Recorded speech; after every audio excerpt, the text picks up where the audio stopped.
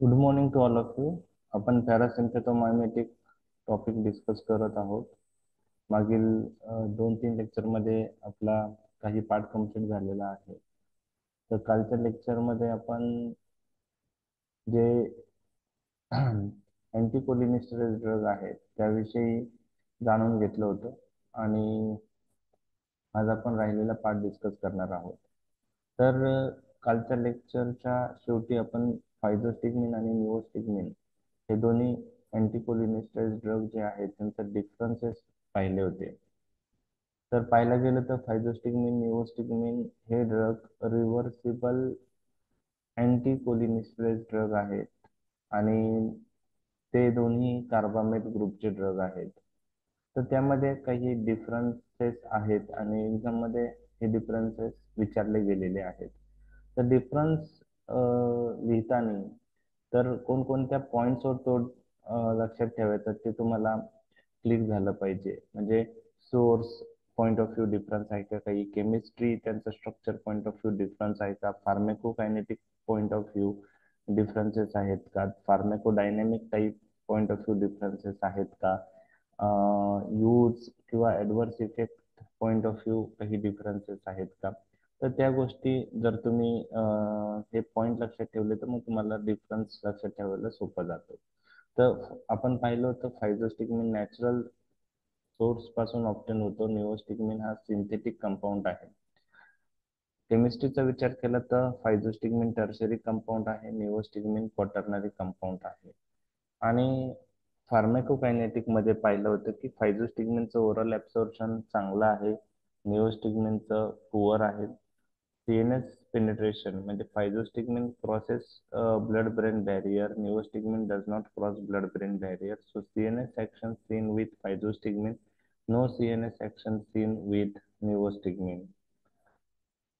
When we applied in the eye, penetration on topical administration is seen with physostigmine, neostigmine, poor penetration in the eye. So topical preparation of physostigmine is available in the treatment of various eye-related conditions. Pharmacodynamic point of view दोन्ही same मेकॅनिझमने act होतात. Indirectly acting parasympathomimetic drug by inhibiting cholinesterase enzyme. But आपण पाहिलं होतं की निओस्टिग्मिनला additional action आहे.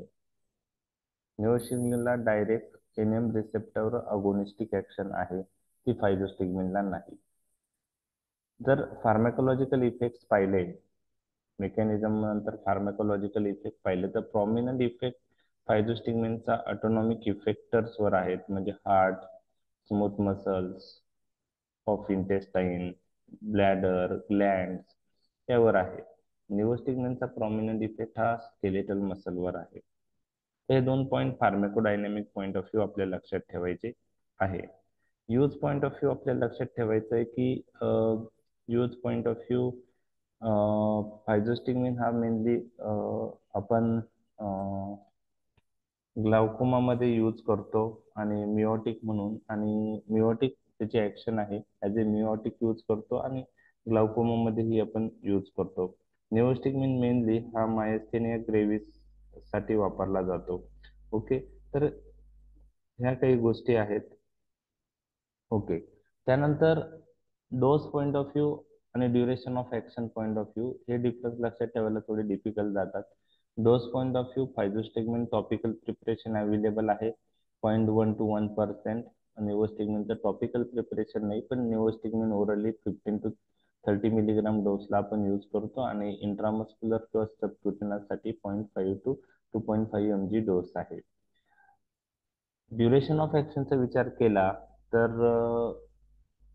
फायझोस्टिग्मिनचा duration of action हा 4 ते 6 तास आहे आणि निओस्टिग्मिनचा 3 ते 4 तास आहे. थोडं फायझोस्टिग्मिन जास्त लॉंगर ऍक्टिंग आहे आणि टॉपिकली जे फायझोस्टिग्मिन यूज करतो त्याचा ड्युरेशन अजून जास्त आहे, अराउंड 6 ते 24 तास. तर हे जे डिफरन्सेस आहे फायझोस्टिग्मिन आणि निओस्टिग्मिनचे ते कालच्या लेक्चरला आपण डिस्कस केले होते.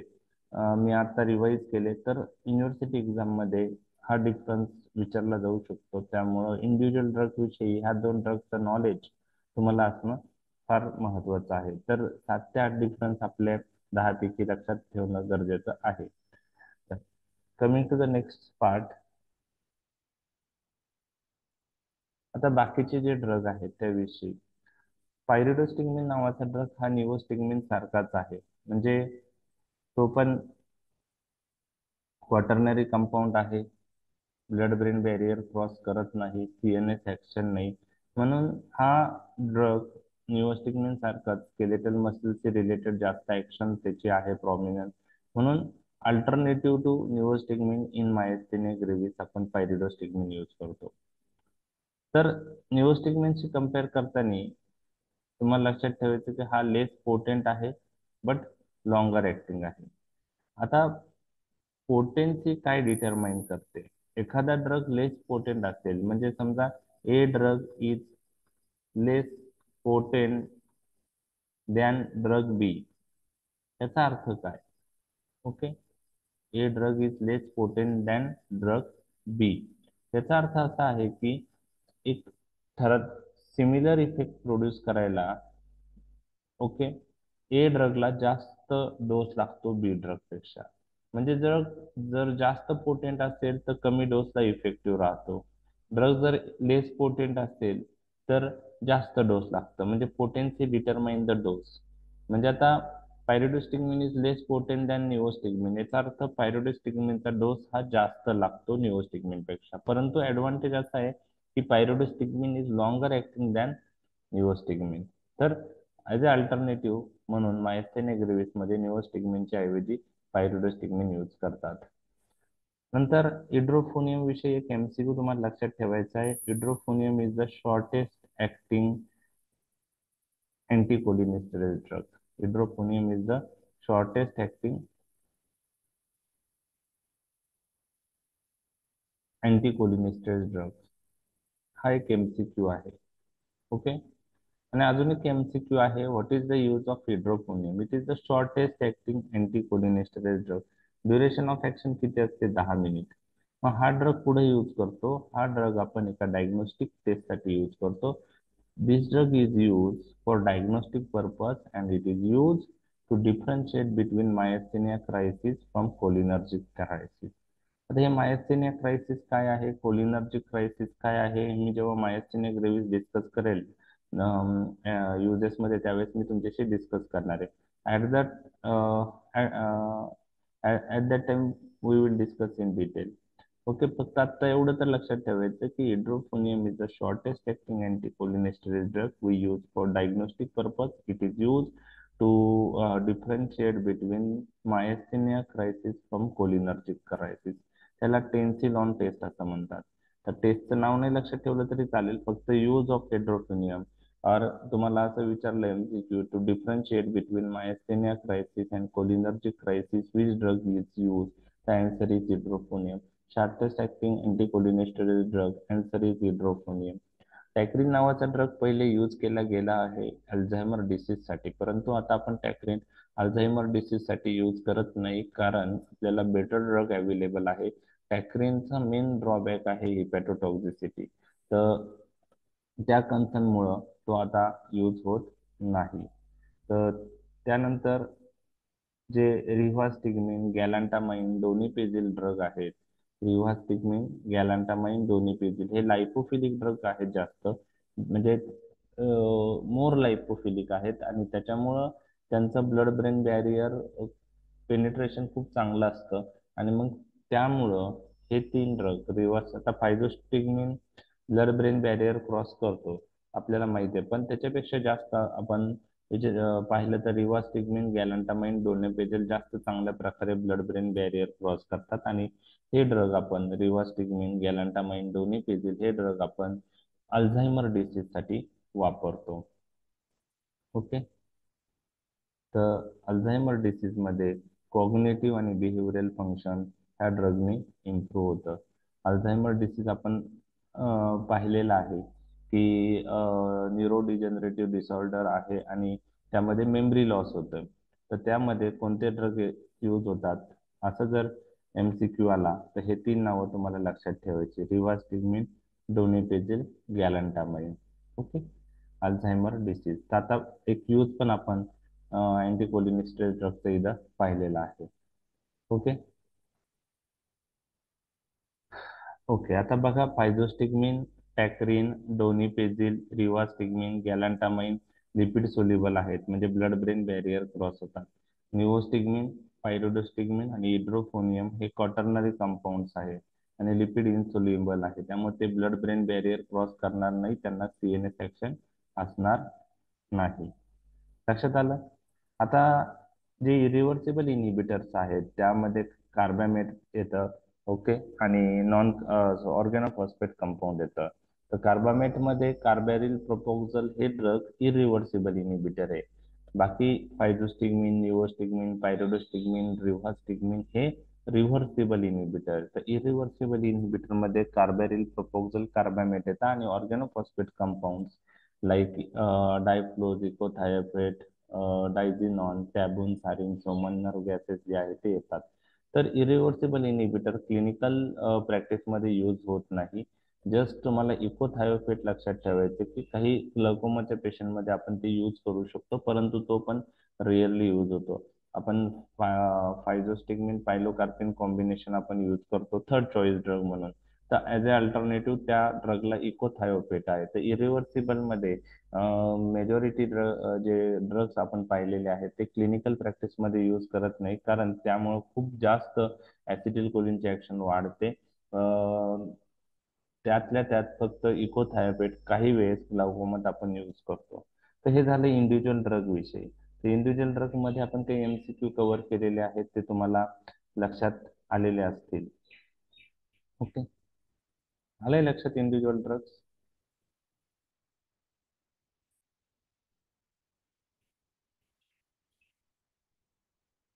ओके. आवाज येतोय ना? हो. Yes sir. येतोय हो. ओके. ओके. आता एक ऑक्युसर्ट म्हणजे काय? तर पायलोकार्पिन ऑक्युसर्ट नावाचा, तर जे न्यू ड्रग डिलिव्हरी सिस्टीम किंवा स्पेशल ड्रग्स डिलिव्हरी सिस्टीम मध्ये हे ऑक्युसर्ट येतं. तर यामध्ये ड्रग आहे ना, एक ट्यूब लाईक इन्स्ट्रुमेंट मध्ये फिलअप केलं जातं. एखादं ट्यूब लाईक स्ट्रक्चर असतं, त्यात ड्रग फिल केलं जातं आणि ही ट्यूब लाईक स्ट्रक्चर आपल्या डोळ्यामध्ये, म्हणजे मॅन्युफॅक्चरिंग हे केल्यानंतर ते मार्केटमध्ये अवेलेबल होतील आणि हे ट्यूब लाईक स्ट्रक्चर मध्ये ड्रग असतं आणि ते आपण आय मध्ये इन्सर्ट करतो. तर ऑक्युसर्टचा ऍडव्हान्टेज असा आहे की ते ड्रग लॉंग ऍक्टिंग बनवतं. तर पायलोकार्पिन, ऑक्युसर्ट. तर ऑक्युसर्टचं एखादं एक्झाम्पल तुम्हाला विचारलं तर त्यात पायलोकार्पिन नावाचं ड्रग तुम्हाला लक्षात ठेवायचं आहे आणि त्याच्यामुळे ड्युरेशन ऑफ ऍक्शन ही वाढते. आता अँटीकोलिनिस्टेरॉइड ड्रग कोणत्या कंडिशनमध्ये कॉन्ट्रा इंडिकेटेड असतील? तर सिक सायनस, म्हणजे ज्याच्यामध्ये एसए नोड फंक्शन ॲबनॉर्मल आहे, त्यात ते कॉन्ट्रा इंडिकेटेड आहे, कारण ते एसए नोडचं फंक्शन सप्रेस करतात आणि ऑलरेडी पहिलेच एसए नोडचा प्रॉब्लेम आहे. एव्ही कंडक्शन डिफेक्ट असेल, first degree एव्ही block, complete एव्ही block, त्यामध्ये अँटीकोलिनिस्टेरॉइड ड्रग किंवा कोलिनर्जिक अगोनिस्ट दिल्याने कंडिशन अजून ॲग्रिवेट होते, अजून एव्ही कंडक्शन डिले होतं. हायपोटेन्सिव्ह स्टेटमध्येही ते ड्रग कॉन्ट्रा इंडिकेटेड आहे, कारण कार्डियक आउटपुट ते ड्रग कमी करतात कॉन्ट्रॅक्शन ऑफ द हार्ट कमी झाल्यामुळं, आणि त्यामुळे ब्लड प्रेशर, हायपोटेन्सिव्ह स्टेटमध्ये ऑलरेडी ब्लड प्रेशर कमी असतं, त्यामुळे त्यातही आपण ते यूज करायला नाही पाहिजे. त्याचप्रमाणे काही पेशंटमध्ये ते कॉशियसली यूज केले पाहिजे, जसं पेप्टिक अल्सर, कारण अँटीकोलिनिस्टेरॉइड ड्रग्स ऍसिड सिक्रेशन वाढवतात. पेप्टिक अल्सरच्या पेशंटमध्ये आपण जनरली त्या कॉशियसली यूज केले पाहिजे. अँटीकोलिनिस्टेरॉइड ड्रग ब्रॉन्कोकॉन्स्ट्रिक्शन करतात, त्यामुळे अस्थमा, COPDच्या पेशंटमध्ये आपण ते कॉशियसली यूज केले पाहिजे. तसंच ते सीझर थ्रेशोल्ड ही कमी करतात, त्यामुळं ज्यांना इपिलेप्सीचे अटॅक्स येतात अशा पेशंटमध्ये कॉशियसली यूज केले पाहिजे. म्हणजे यूज नाही केले पाहिजे असं नाही, कॉशियसली यूज केले पाहिजे याचा अर्थ आपण ते यूज करताना हे ऍडव्हर्स इफेक्ट जे आहे म्हणजे हेअर कंडिशन जे आहे ते ॲग्रिवेट होणार नाही याची काळजी घेतली पाहिजे, त्याच्यावर वॉच ठेवला पाहिजे. तर कधी कधी एक्झाम मध्ये असाही क्वेश्चन येतो की mention contra indication of anticholinesteroid drug. तर फार्मेकोलॉजिकल ऍक्शन तुम्हाला माहित असतील तर त्यावरून कॉन्ट्रा इंडिकेशन लक्षात ठेवायला मदत होते, युजेस लक्षात ठेवायला मदत होते, ऍडव्हर्स इफेक्ट लक्षात ठेवायला मदत होते. तर हे अँटीकोलिनेस्टेरॉइड ड्रगचे कॉन्ट्रा इंडिकेशन्स आहेत. आता आपण युजेस पाहणार आहोत अँटीकोलिनिस्टेरॉइड ड्रगचे. आता कोलिनर्जिक अगोनिस्टचे युजेस आपण मागच्या लेक्चरमध्ये डिस्कस केले होते पहा. बिथेनिकॉल, कार्बॅकॉलचे युजेस, पायलोकार्पिनचे युजेस. तर यामध्ये काय काय युजेस आपण पाहिले होते. आणि कोलिनर्जिक अगोनिस्टचे युजेस जे आपण पाहिले, तर अँटीकोलिनिस्टेरॉइड ड्रग ही त्या कंडिशनमध्ये आपण यूज करू शकतो. ते दोघांचं अल्टिमेटली फार्माकोलॉजिकल इफेक्ट सेम येणार आहे, मेकॅनिझम वेगळी आहे. कोलिनर्जिक अगोनिस्ट डायरेक्टली ऍक्टिंग आहे मस्कुरेनिक निकोटिनिक रिसेप्टरवर. Anti cholinesteroid drug indirectly acting आहे. ते ऍसिटिल कोलिनचं मेटाबॉलिझम इनिबिट करून ऍसिटिल कोलिनची लेवल वाढवतील आणि ते ऍसिटिल कोलिन मस्कुरेनिक निकोटिनिक रिसेप्टरवर ऍक्ट होणार आहे. तर अल्टिमेटली फार्माकोलॉजिकल इफेक्ट दोन्ही ड्रग सेम येतात. मग त्यामुळे युजेस पण सेम असणार आहे. तर आपण जे युजेस कोलिनर्जिक अगोनिस्टचे पाहिलेले आहेत ते इथं परत रिपीट होणार आहे. जसं पायलोकार्पिनचे 3 युजेस आपण पाहिले होते, की आपण पाहिलं होतं काल पायलोकार्पिन ग्लाउकोमा मध्ये यूज होतं. पायलोकार्पिन ऍज ए निओटिक म्हणून after refractory error testing to reverse the effect of mydriatic आपण यूज करतो. पायलोकार्पिन आपण as a in case of आपण पाहिलं होतं की मिओटिक मिड्रॅटिक अल्टरनेटिव्हली आपण एका कंडिशन मध्ये यूज करतो to prevent or to break the adhesion between iris and cornea or iris and lens. हे 3 युजेस इथं पण रिपीट होणार आहे. परत बिथेनिकॉल, कार्बेकॉल हे जीआयटी ब्लॅडरशी रिलेटेड त्यांचे सिलेक्टिव्ह ऍक्शन असल्यामुळे तिथले युजेस आपण जे पाहिले ते इथं पण हे ड्रग पण त्या कंडिशन मध्ये यूज करू शकता. म्हणजे कोणते कंडिशन जीआयटी रिलेटेड, की कंजेनायटल मेगाकोलन किंवा पॅरालायटिक इलियस. ब्लॅडर रिलेटेड कंडिशन मध्ये जे आहे पोस्ट ऑपरेटिव्ह और postpartum non obstructive urinary retention, ते इथं पण रिपीट होणार आहे. तर ते युजेस आता मी पहिले डिस्कस करतोय. ते तुमच्या मागच्या लेक्चरला झाल्यामुळे तुम्हाला थोडे लक्षात येतील. ओके. आता आय रिलेटेड युजेस. आता फार्माकोलॉजिकल ऍक्शन्स वरून तुम्हाला पण युजेस लक्षात ठेवू शकता. तर ग्लाउकोमामध्ये, आता ग्लाउकोमाचं एक लेक्चर आपण डिस्कस नंतर करणार आहे, त्यामुळे त्यात आपण डिटेल जाणार आहोत. आता फक्त हे ड्रग त्या कंडिशन मध्ये यूज होतं एवढं जरी लक्षात ठेवलं तरी मोर दॅन सफिशियंट आहे. कसं होतं काय होतं ते मी नंतर सांगणार आहे. तर miotics consider as a third choice drug in glaucoma, म्हणजे इन ओपन अँगल ग्लाउकोमा. तर ग्लाउकोमाचे 2 प्रकार आहेत, ओपन अँगल ग्लाउकोमा आणि क्लोज अँगल ग्लाउकोमा. त्यामध्ये ओपन अँगल ग्लाउकोमा मध्ये पायलोकार्पिन आपण यूज करतो. यामध्ये आय मध्ये ग्लाउकोमा पॉइंट ऑफ व्ह्यू आपण अँटीकोलिनिस्टेरॉइड ड्रग पण यूज करू शकतो. मग निओस्टिग्मिन आणि फायझोस्टिग्मिन पैकी कोणता ड्रग आपण यूज केला पाहिजे इथं?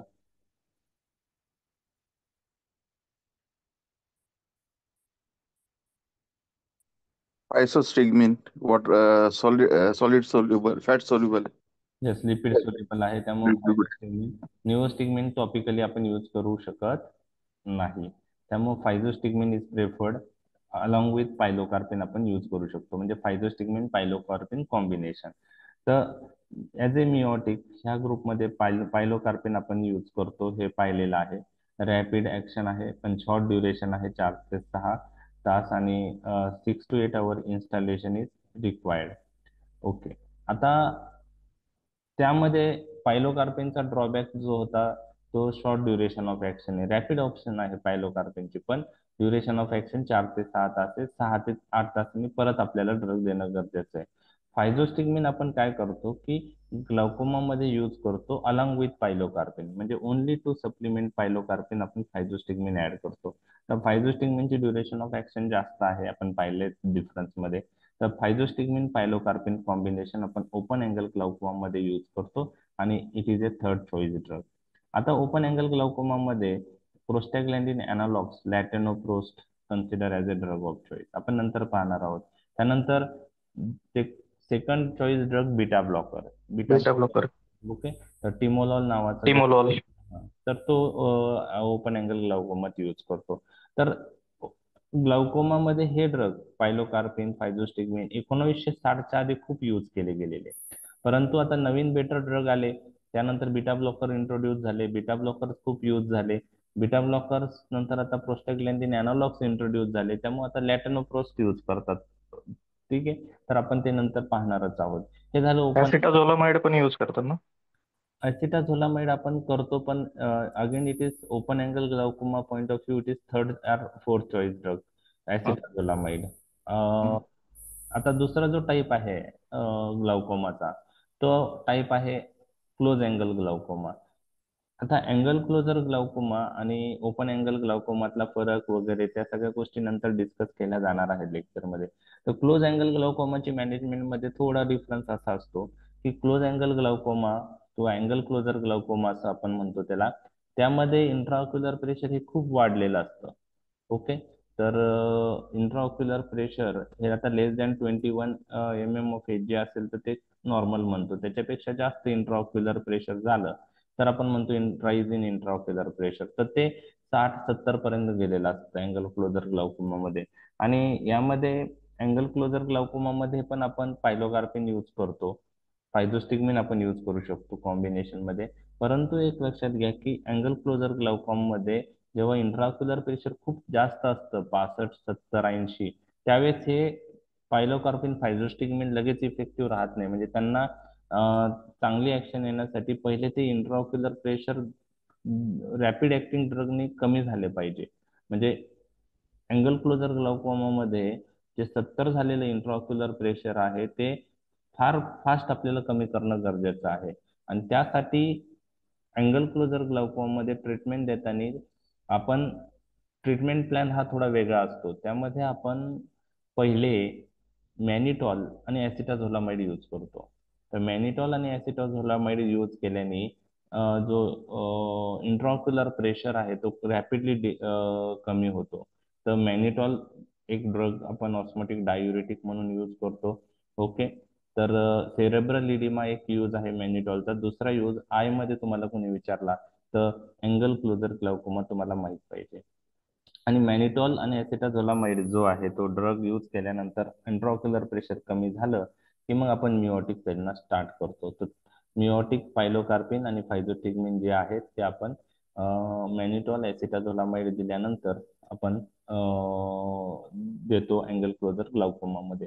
आता ओपन अँगल ग्लाउकोमामध्ये हे ड्रग कसे इफेक्टिव्ह आहे आणि अँगल क्लोजर ग्लाउकोमामध्ये हे ड्रग कसे उपयुक्त आहेत हे पण समजण्यासाठी आपल्याला डिटेल त्याचं पॅथोफिजिओलॉजी म्हणजे ओपन अँगल ग्लाउकोमा काय आहे, क्लोज अँगल ग्लाउकोमा काय आहे ते जाणून घेणं गरजेचं आहे. तर ते लेक्चरमध्ये आपलं डिटेल होईल त्या लेक्चरमध्ये ग्लाउकोमाच्या. फक्त आता लक्षात ठेवा हे पायलोकार्पिन आणि फायझोस्टिग्मिन ओपन अँगल ग्लाउकोमामध्ये ॲक्वियस ह्युमरचं ड्रेनेज वाढवून उपयुक्त ठरतात by contracting ciliary muscles towards lens. Okay. आणि इन क्लोज अँगल ग्लाउकोमामध्ये क्लोज अँगल ग्लाउकोमाचं एक रिझन आहे precipitation of angle closure glaucoma is seen due to formation of pupillary block. तर पिपिलरी ब्लॉक काय आहे हे पण त्यावेळेस मी डिस्कस करेल. तर पिपिलरी ब्लॉक रिमूव्ह करण्याचं काम हे पायलोकार्पिन, फायझोस्टिग्मिन करतात. आणि इथं ऍक्शन सर्क्युलर मसल ऑफ आयरिसशी रिलेटेड असते. Contraction of circular muscle of iris responsible for removal of pupillary block. तर ओपन अँगल ग्लाउकोमामध्ये ॲक्वियस ह्युमरचं ड्रेनेज वाढतं, ह्या मेकॅनिझमने ते उपयुक्त आहे. आणि क्लोज अँगल ग्लाउकोमामध्ये ते ड्रग पिपिलरी ब्लॉक रिमूव्ह करतात. तर आता सध्या तुम्हाला हे गोष्टी लक्षात ठेवायला अवघड आहे, कारण तुम्हाला पिपिलरी ब्लॉक समजण्यासाठी त्याचं पॅथोफिजिओलॉजी समजून घेणं गरजेचं आहे. लक्षात आलं हे? येस. ओके, ठीक आहे. तर इतकं तर लक्षात आलं की पायलोकार्पिन, फायझोस्टिग्मिन ओपन अँगल आणि अँगल क्लोजर ग्लाउकोमात यूज करतात. हे 2 पॉईंट लक्षात आले. ओपन अँगल ग्लाउकोमामध्ये ॲक्वियस ह्युमरचं ड्रेनेज वाढतं आणि अँगल क्लोजर ग्लाउकोमामध्ये पिपिलरी ब्लॉक रिमूव्ह होतो. ओके. त्यानंतर अजून दुसरे आय रिलेटेड युजेस काय आहेत? Okay. To reverse the effect of mydriatics after refractory testing. म्हणजे आपण मागच्या लेक्चरमध्ये पण पाहिलंय रिफ्रॅक्टरी टेस्टिंग करताना मिड्रॅटिक्स आपण यूज करतो. ऑप्थॅल्मॉलॉजिस्ट मिड्रॅटिक ड्रग डोळ्यामध्ये टाकतात. मिड्रॅटिक ड्रग कोणते टाकतात तर अँटीकोलिनर्जिक ड्रग आपण म्हणजे ऑप्थॅल्मॉलॉजिस्ट ते टाकतात. रिफ्रॅक्टरी टेस्टिंग ही एक प्रोसिजर आहे. टेस्ट म्हणजे रिफ्रॅक्टरी एरर दिसताना काही काय म्हणता येईल की दिसण्याला काही प्रॉब्लेम आहे का. ओके. एरर ऑफ रिफ्रॅक्शन असं म्हणतो. तर ते करताना ऑप्थॅल्मॉलॉजिस्ट डोळ्यामध्ये मिड्रॅटिक्स टाकतात, अँटीकोलिनर्जिक ड्रग. तर अँटीकोलिनर्जिक ड्रग का टाकतात? तर अँटीकोलिनर्जिक ड्रग दोन गोष्टी करतात. एक, ते प्युपिल साईज वाढवतात, मिड्रॅसिस करतात, आणि दुसरं जे व्हिजन आहे ती फार ऑब्जेक्टसाठी फिक्स करतात. आपण पाहिलंय कोलिनर्जिक ड्रग किंवा पॅरासिम्पॅथोमायमेटिक ड्रग स्पाझम ऑफ अकोमोडेशन करायचे, व्हिजन ही नियर ऑब्जेक्टला सेट व्हायची. त्याच्या विरुद्ध अँटीकोलिनर्जिक ड्रग हे व्हिजन फार ऑब्जेक्टला सेट करतात. त्याला आपण पॅरालायसिस ऑफ अकोमोडेशन किंवा सायक्लोप्लेजिया म्हणतो. तर मिड्रायसिस आणि सायक्लोप्लेजिया ह्या दोन्ही गोष्टी रिफ्रॅक्टरी टेस्टिंगसाठी गरजेच्या असतात. म्हणून आपण अँटीकोलिनर्जिक ड्रग हे रिफ्रॅक्टरी एरर टेस्टिंगच्या आधी देतो. मग ते ड्रग दिल्यानंतर अर्धा एक तासांनी डॉक्टर रिफ्रॅक्टरी एरर चेक करतात आणि ती टेस्ट संपते, रिफ्रॅक्टरी एरर. परंतु ह्या ड्रगचा इफेक्ट, जे मिड्रॅटिक ड्रग दिलेले आहे त्यांनी प्युपिल साईज वाढलेली आहे आणि सायक्लोप्लेजिया झालेला आहे, त्यांनी पेशंटला चालताना प्रॉब्लेम होतो, दिसताना प्रॉब्लेम येतो. त्यामुळे पेशंटला घरी जाण्या अगोदर तो ड्रगचे ऍक्शन रिव्हर्स करणं गरजेचं आहे. बरोबर आहे. आणि ते रिव्हर्स करण्यासाठी, अँटीकोलिनर्जिक ड्रगचे ऍक्शन रिव्हर्स करण्यासाठी आपल्याला कोलिनर्जिक ड्रग द्यावा लागेल, जे ड्रग मिओसिस करतात, जे ड्रग स्पाझम ऑफ अकोमोडेशन करतात. आणि त्यासाठी आपण पायलोकार्पिन यूज करू शकतो किंवा फायब्रोस्टिग्मिन यूज करू शकतो. लक्षात आलं हे second use? Yes, sir. Yes, okay. sir. Yes, sir. Yes. आणि थर्ड यूज पण मी तुमच्याशी डिस्कस केलेले आहे मागील लेक्चरमध्ये. To prevent formation of adhesion between iris and lens or iris and cornea we use this miotic आणि मिड्रॅटिक अल्टरनेटिव्हली. आणि मिओटिक मिड्रॅटिक अल्टरनेटिव्हली यूज केल्याने काय होतं आपण ते पण पाहिलेलं आहे मागील लेक्चरमध्ये. मिओटिक यूज केल्यामुळे पिपल साईज कमी होते. ती कमी का होते? की जे आयरिस आहे ते टुवर्ड सेंटर जातं. दोन आयरिस मसल जे आहे ते सेंटरला आल्यामुळं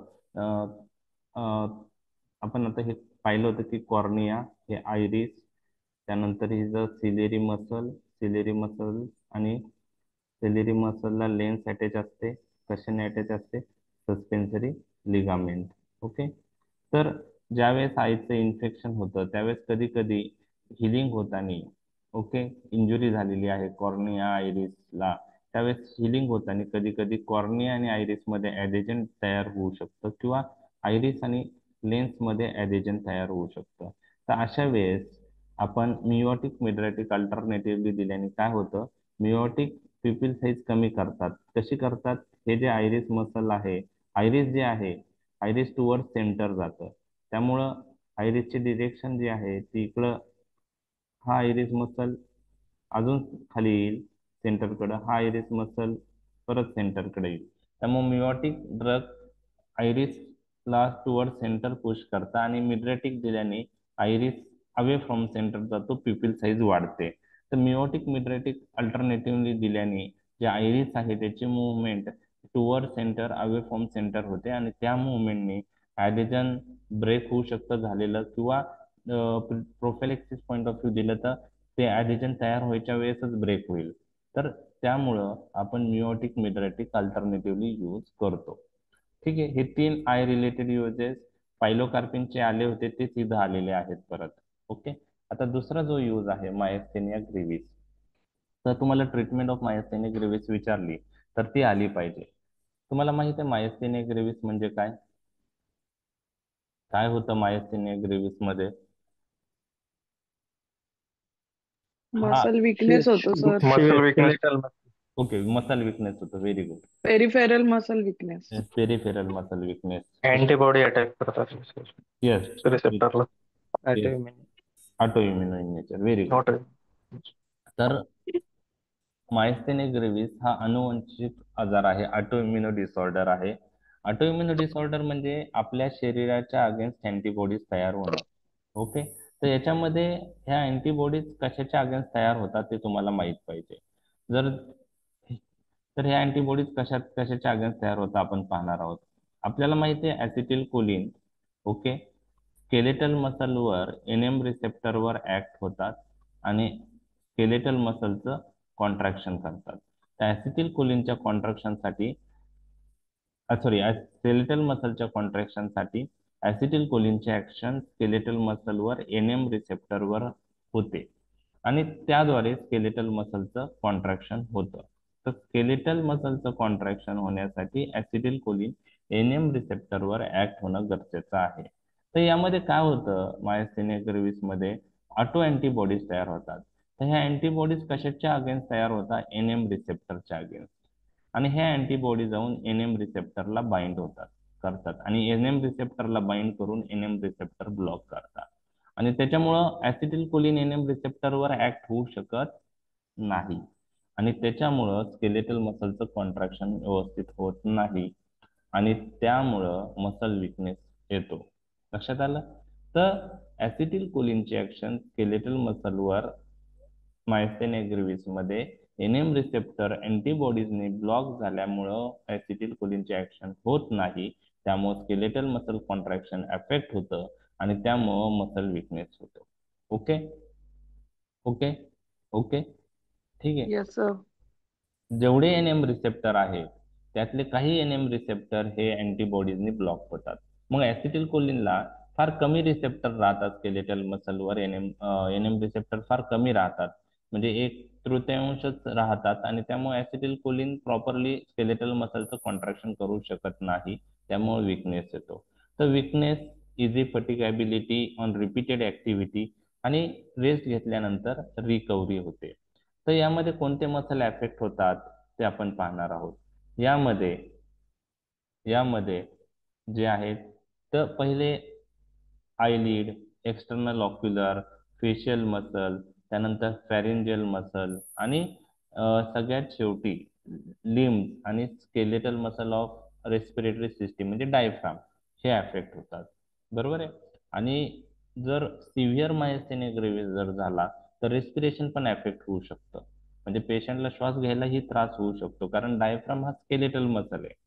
बरोबर आहे, डायफ्राम हा स्केलेटल मसल आहे. तर आता ह्यामध्ये आपल्याला ट्रीटमेंट देताना आपला एक एक आपला हे असतं एम की स्केलेटल मसलचं कॉन्ट्रॅक्शन व्यवस्थित झालं पाहिजे. पण ते होण्यासाठी आपण काय करणार? तर इथं पहा, एनएम रिसेप्टर अँटीबॉडीने ब्लॉक झालेले आहेत आणि त्यामुळे ऍसिटिल कोलिन ऍक्ट होत नाही. बरोबर आहे. अँटीबॉडी आणि ऍसिटिल कोलिन बरोबर कॉम्पिटिशन होती एनएम रिसेप्टरला बाइंड व्हायला. अँटीबॉडी जास्त एनएम रिसेप्टरला बाइंड होतात. बरोबर आहे. मग आपण असं करू शकतो का की ऍसिटिल कोलिनची लेव्हल वाढवली तर ऍसिटिल कोलिन पॉवरफुल बनेल आणि अँटीबॉडीच्या ऐवजी तो जाऊन एनएम रिसेप्टरला ऍक्ट होईल? तर असं आपण करू शकतो. मग ऍसिटिल कोलिनची लेवल आपण कशी वाढवू शकतो? By inhibiting metabolism of acetyl choline. मग त्यासाठी कोणते ड्रग देणं गरजेचे आहे? Anti cholinesterase drug. मग अँटी कोलिनिस्टरेज ड्रग मध्ये कोणते यूज केले पाहिजे? टर्शरी कंपाऊंड यूज केले पाहिजे की क्वाटर्नरी कंपाऊंड यूज केले पाहिजे? सर जे पेरिफेरली ऍक्ट होतील तेवढेच, जे ब्लड ब्रेन सगळे बॅरियर सगळे क्रॉस करणार नाही तेच. सगळे पेरिफेरली ऍक्ट होणार आहे. टर्शरी कंपाऊंड पण होणार आहे, क्वाटर्नरी कंपाऊंड पण होणार आहे.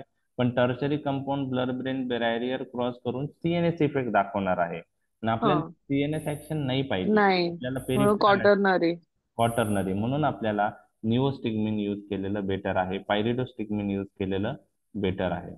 ओके, तर निओस्टिग्मिन किंवा पायरिडोस्टिग्मिन. मग तुम्हाला असं विचारलं, out of neostigmine and pyridostigmine which is drug of choice in myasthenia gravis? So neostigmine is drug of choice because it does not cross blood-brain barrier and we want peripheral action. So neostigmine will increase level of peripheral acetylcholine by inhibiting its metabolism, and that acetylcholine will act on NM receptor present on skeletal muscle and it results in skeletal muscle contraction and improvement in myasthenia gravis patient. हे झालं. आता मला सांगा, निओस्टिग्मिन जो आहे तो दिल्याने कोणता एन्झाईम इनहिबिट होणार आहे? कोलिनिस्टरेज. त्यामुळे कशाचं मेटाबॉलिझम होणार नाही? Acetylcholine. ऍसिटिल कोलिन. मग लेवल कशाची वाढेल? Acetylcholine. Acetyl Acetyl choline. आता हे ऍसिटिल कोलिन ओके कोलिनर्जिक रिसेप्टरवर ऍक्ट होईल. मग कोलिनर्जिक रिसेप्टरचे टाईप कोणते आहेत? मस्कुरेनिक आणि आणि निकोटिनिक. Nicotinic. आता आपल्याला ऍक्शन कोणत्या रिसेप्टरवर पाहिजे? Nicotinic receptor. निकोटिनिक. मग आता हे ऍसिटिल कोलिन जे इन्क्रीज झालंय त्याला ते ते काय असं निकोटिनिक रिसेप्टरवरच ऍक्ट होईल असं नाही, ते मस्कुरेनिक रिसेप्टरवर पण ऍक्ट होऊ शकतं. बरोबर आहे? बरोबर येस. आहे.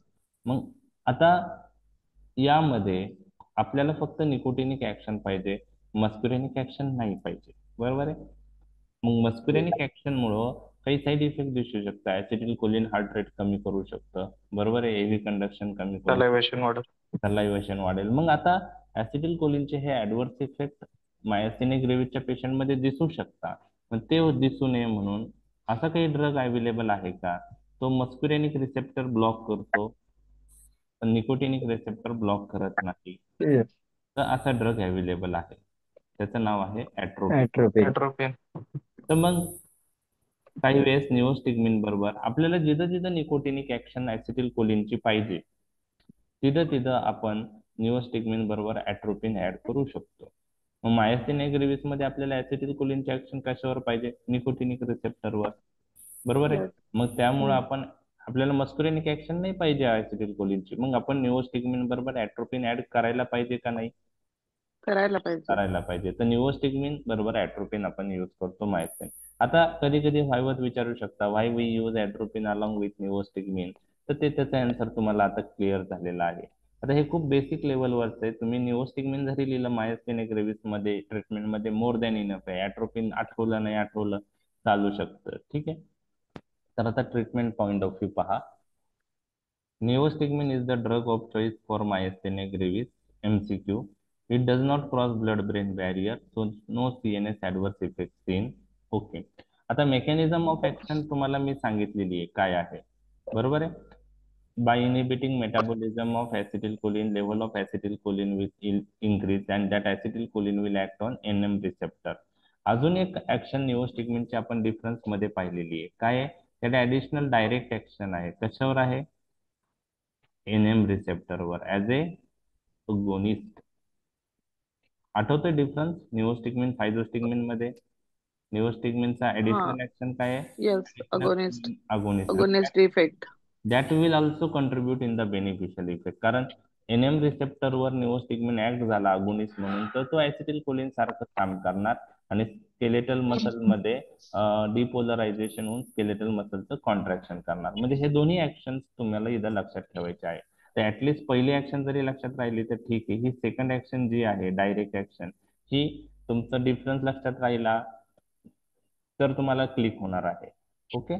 तर ह्या दोन ऍक्शन्स आपण ह्या दोन ऍक्शन मुळे निओस्टिग्मिन मायस्थेनिया ग्रेव्हिस मध्ये इफेक्टिव्ह आहे. म्हणजे एक इनडायरेक्ट ऍक्शन ऍसिटिल कोलिनची लेव्हल वाढवेल, ऍसिटिल कोलिन एनएम रिसेप्टरवर ऍक्ट होईल अँटीबॉडीशी कम्पीट करून आणि ऍसिटिल कोलिन एनएम रिसेप्टरवर बाइंड झाले तर कॉन्ट्रॅक्शन होईल.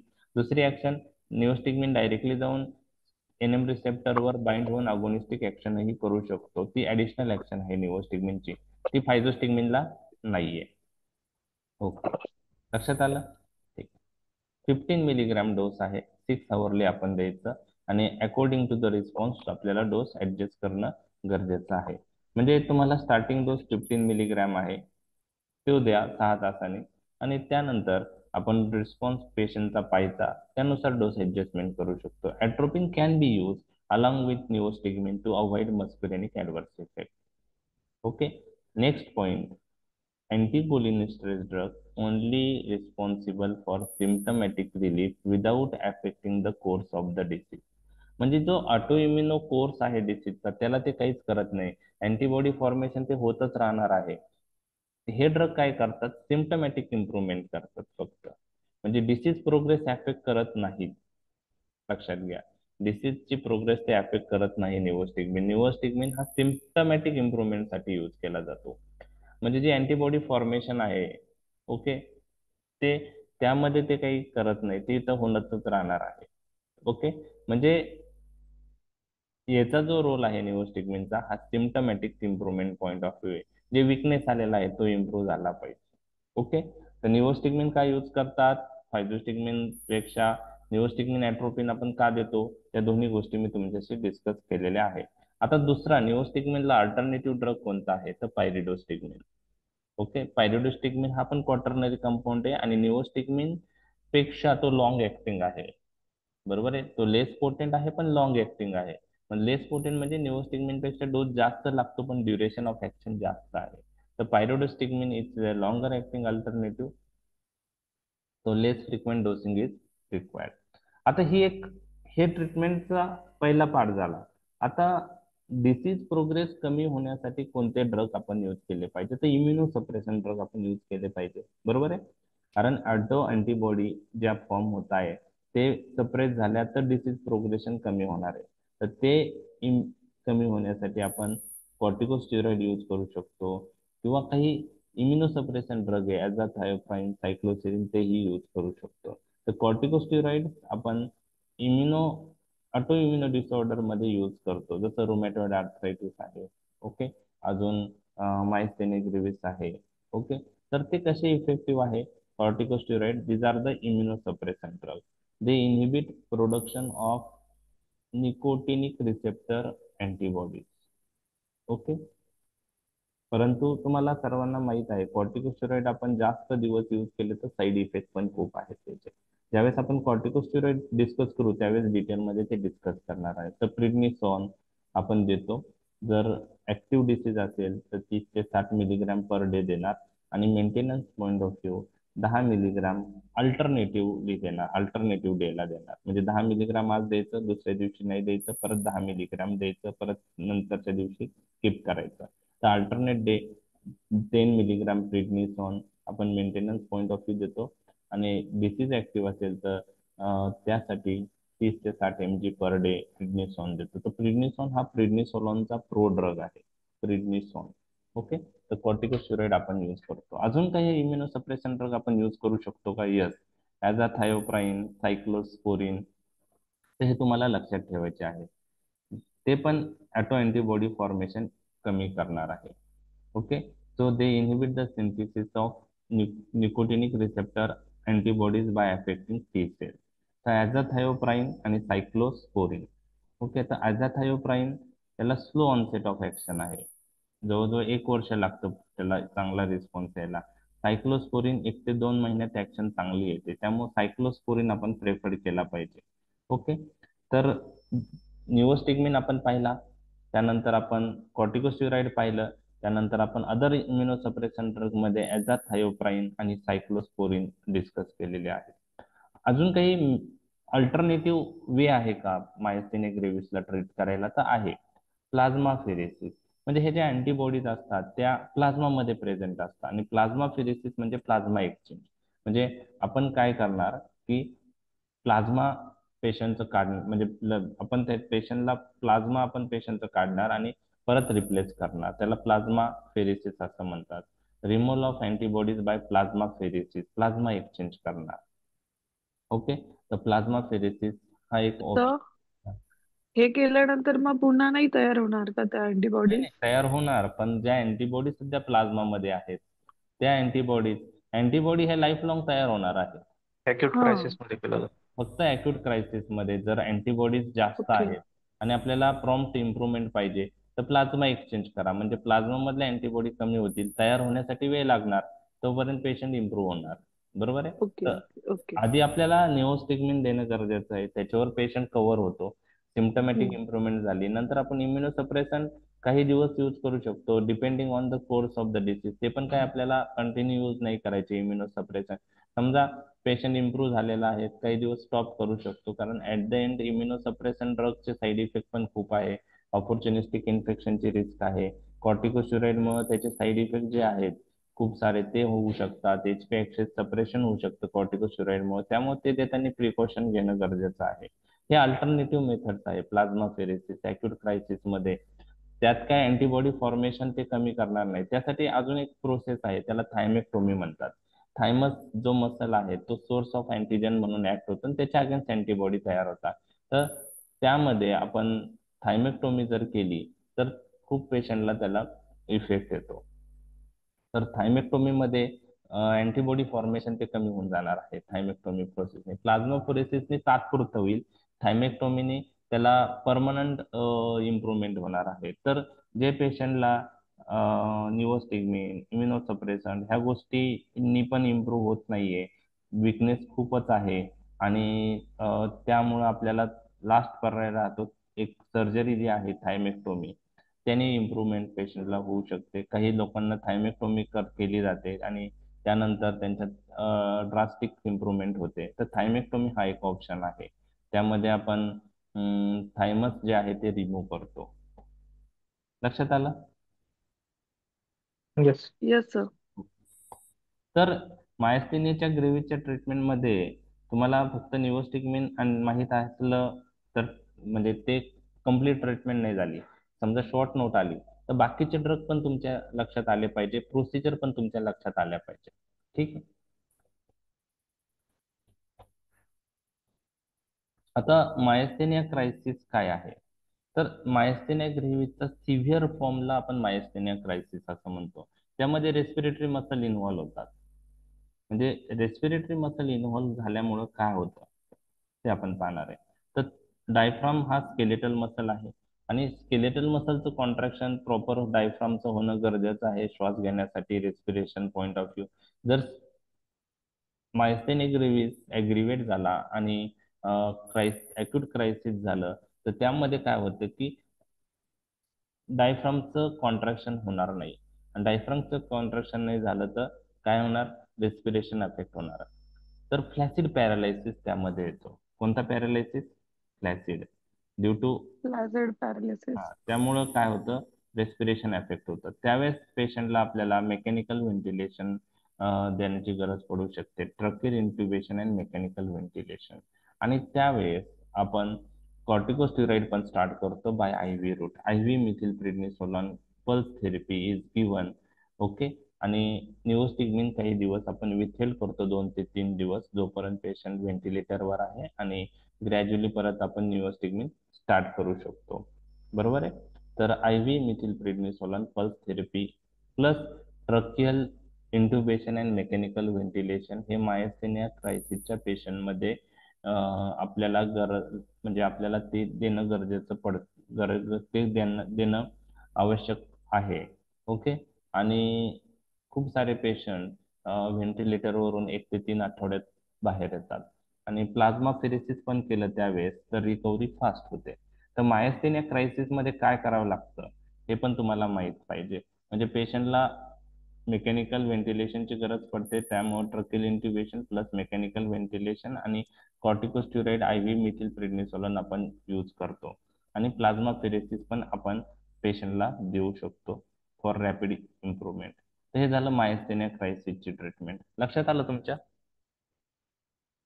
मायस्थेनिया ग्रेव्हीची ट्रीटमेंट. येस. ओके. आता इड्रोफोनियम टेस्ट मी तुमच्याशी डिस्कस करणार आहे किंवा त्याला टेन्सिलॉन टेस्ट असं म्हणतात. आपण पाहिलेलं आहे this test is use to differentiate between myasthenia crisis आणि कोलिनर्जिक क्रायसिस. आता हे दोन्ही क्रायसिस काय आहे हे तुम्हाला माहित असणं गरजेचं आहे. आपण आता थोडं डिटेलमध्ये डिस्कस करत आहोत. कोलिनर्जिक क्रायसिस दोन्ही ऑपोजिट आहेत. मायस्थेनिया क्रायसिस आणि कोलिनर्जिक क्रायसिस. मायस्थेनिया क्रायसिस हे डिसीजच्या ऍग्रिवेशन मुळे झालं. म्हणजे ऍडव्हान्स डिसीज झालं फॉर्म ऑफ डिसीज आहे ते मायस्थेनिया क्रायसिस. म्हणजे त्यामध्ये काय होतं की ऍसिटिल कोलिनची ऍक्शन NM रिसेप्टरवर न झाल्यामुळं स्केलेटल मसलचं कॉन्ट्रॅक्शन होत नाही आणि त्याला आपण फ्लॅसिड पॅरालायसिस असं म्हणलं होतं. बरोबर आहे. फ्लॅसिड पॅरालायसिस. मग फ्लॅसिड पॅरालायसिस मुळे शेवटी काय होतं? रेस्पिरेशन अफेक्ट होतं. बरोबर आहे. तर डिसीज जर प्रोग्रेस झाला आणि डिसीजचा सिव्हिअर फॉर्म झाला तर स्केलेटल मसलचं कॉन्ट्रॅक्शन होणार नाही, डायफ्रामचं कॉन्ट्रॅक्शन होणार नाही आणि त्यामुळे श्वास घ्यायला त्रास होईल. त्यावेळेस डायफ्राम पॅरालाइज होतो. त्याला कोणतं पॅरालायसिस म्हणतात? फ्लॅसिड पॅरालायसिस. फ्लॅसिड पॅरालिसिस. आता कोलिनर्जिक क्रायसिस काय आहे? हे ट्रीटमेंटमुळे होतं. ट्रीटमेंट जर ओव्हर झाली तर हे कोलिनर्जिक क्रायसिस होतं.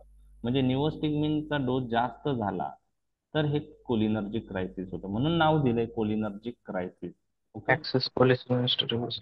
तर निओस्टिग्मिन काय होतं बघा. निओस्टिग्मिन काय करेल? जर एकतीच निओस्टिग्मिन झाला, डोस जास्त झाला निओस्टिग्मिनचा तर कोलिनिस्टरेज एन्झाईम इनहिबिट करून तो ऍसिटिल कोलिनची लेवल वाढवणार आहे. इन्क्रीज करेल. आणि खूप ऍसिटिल कोलिन वाढलं तर ऍसिटिल कोलिन कोणत्या रिसेप्टरवर ऍक्ट होईल? एनएम. NM ओके, त्यामुळे काय होईल? स्केलेटल मसलचं स्केलेटल मसलचं कॉन्ट्रॅक्शन. कॉन्ट्रॅक्शन, पण एक लक्षात घ्या, एक्सिस कॉन्ट्रॅक्शन जर झालं तर muscle fatigue. Fasciculation, okay, fatigue. Articulation होईल, कॉन्ट्रॅक्शन होईल, पण कॉन्ट्रॅक्ट जास्त वेळ झाले, खूप वेळ एक्सिस कॉन्ट्रॅक्शन झाल्यामुळं मसल फटीग होतात. बरोबर आहे? म्हणजे मसल कॉन्ट्रॅक्ट होताना एक नॉर्मल लेवल पर्यंत कॉन्ट्रॅक्शन ठीक आहे, बरोबर आहे, पण एक्सिस कॉन्ट्रॅक्शन झाल्यामुळं एक्सिस यूज झाला मसलचा तर काय होणार आहे? फटीग होतं ना, फटीग होतं. आणि येस. त्यामुळं पण मसल काम नाही करत. बरोबर आहे? आणि त्याच्यामुळं जो रेस्पिरेशनचा प्रॉब्लेम होतो त्याला आपण कोलिनर्जिक क्रायसिस म्हणतो. यामध्ये जे पॅरालायसिस होतं ना, एक्सिस कॉन्ट्रॅक्शनमुळे पॅरालायसिस होतं. एक्सिस कॉन्ट्रॅक्शन होतं, मसल फटीग होता, रेस्पिरेशन एफेक्ट होतं. तर एक्सिस कॉन्ट्रॅक्शनमुळे जो पॅरालायसिस होतो त्याला स्पास्टिक पॅरालायसिस असं म्हणतात. काय म्हणतात? Spastic paralysis. फास्टिक. म्हणजे स्पाझम झालं, spastic Spasm. Paralysis. Okay, paralysis excess कॉन्ट्रॅक्शनमुळे. म्हणजे मायस्थेनिया क्रायसिस आणि कोलिनर्जिक क्रायसिस हे वेगळे आहे. मायस्थेनिक क्रायसिस हा मायस्थेनिक ग्रेव्हिसचा डिसीज ऍग्रिवेट झाल्यामुळं, म्हणजे निओस्टिग्मिनचा डोस, निओस्टिग्मिन पेशंटला चालू आहे, तो डोस कमी पडत आहे आणि त्याच्यामुळे डिसीज ऍग्रिवेट झालेला आहे. लक्षात आला? येस. आणि कोलिनर्जिक क्रायसिस हे निओस्टिग्मिनचा डोस चा जास्त डोस झाल्यामुळे. जास्त वाढल्यामुळे. झाले मग. मग आता पेशंट आल्यानंतर तुम्हाला तो रेस्पिरेटरी प्रॉब्लेम मध्ये असणार आहे, मग तुम्हाला डिफरन्शिएट करायचं हे मायस्थेनिया क्रायसिस मुळे आहे की कोलिनर्जिक क्रायसिस मुळे. मायस्थेनिया क्रायसिस हा इनएडिक्वेट ट्रीटमेंट मुळे होतो, कोलिनर्जिक क्रायसिस हा ओव्हर. ट्रीटमेंट मुळे होतो. Over treatment. मग यामध्ये आपण इड्रोफोनियम देतो. काय देतो? इड्रोफोनियम. तर इड्रोफोनियम, आता ही टेस्ट आहे इड्रोफोनियम. तर इड्रोफोनियम दिल्याने काय होतं पहा, तर मायस्थेनिया क्रायसिस मध्ये इनएडिक्वेट ट्रीटमेंट मुळे होतो ना मायस्थेनिया क्रायसिस. मायस्थेनिया क्रायसिस हा इनएडिक्वेट ट्रीटमेंट मुळे होतो. आणि इड्रोफोनियम म्हणजे इनएडिक्वेट ट्रीटमेंट म्हणजे काय? निओस्टिग्मिन कमी दिल्यामुळं ऍसिटिल कोलिनची ऍक्शन, म्हणजे ऍसिटिल कोलिनची लेवल तेवढी वाढत नाही.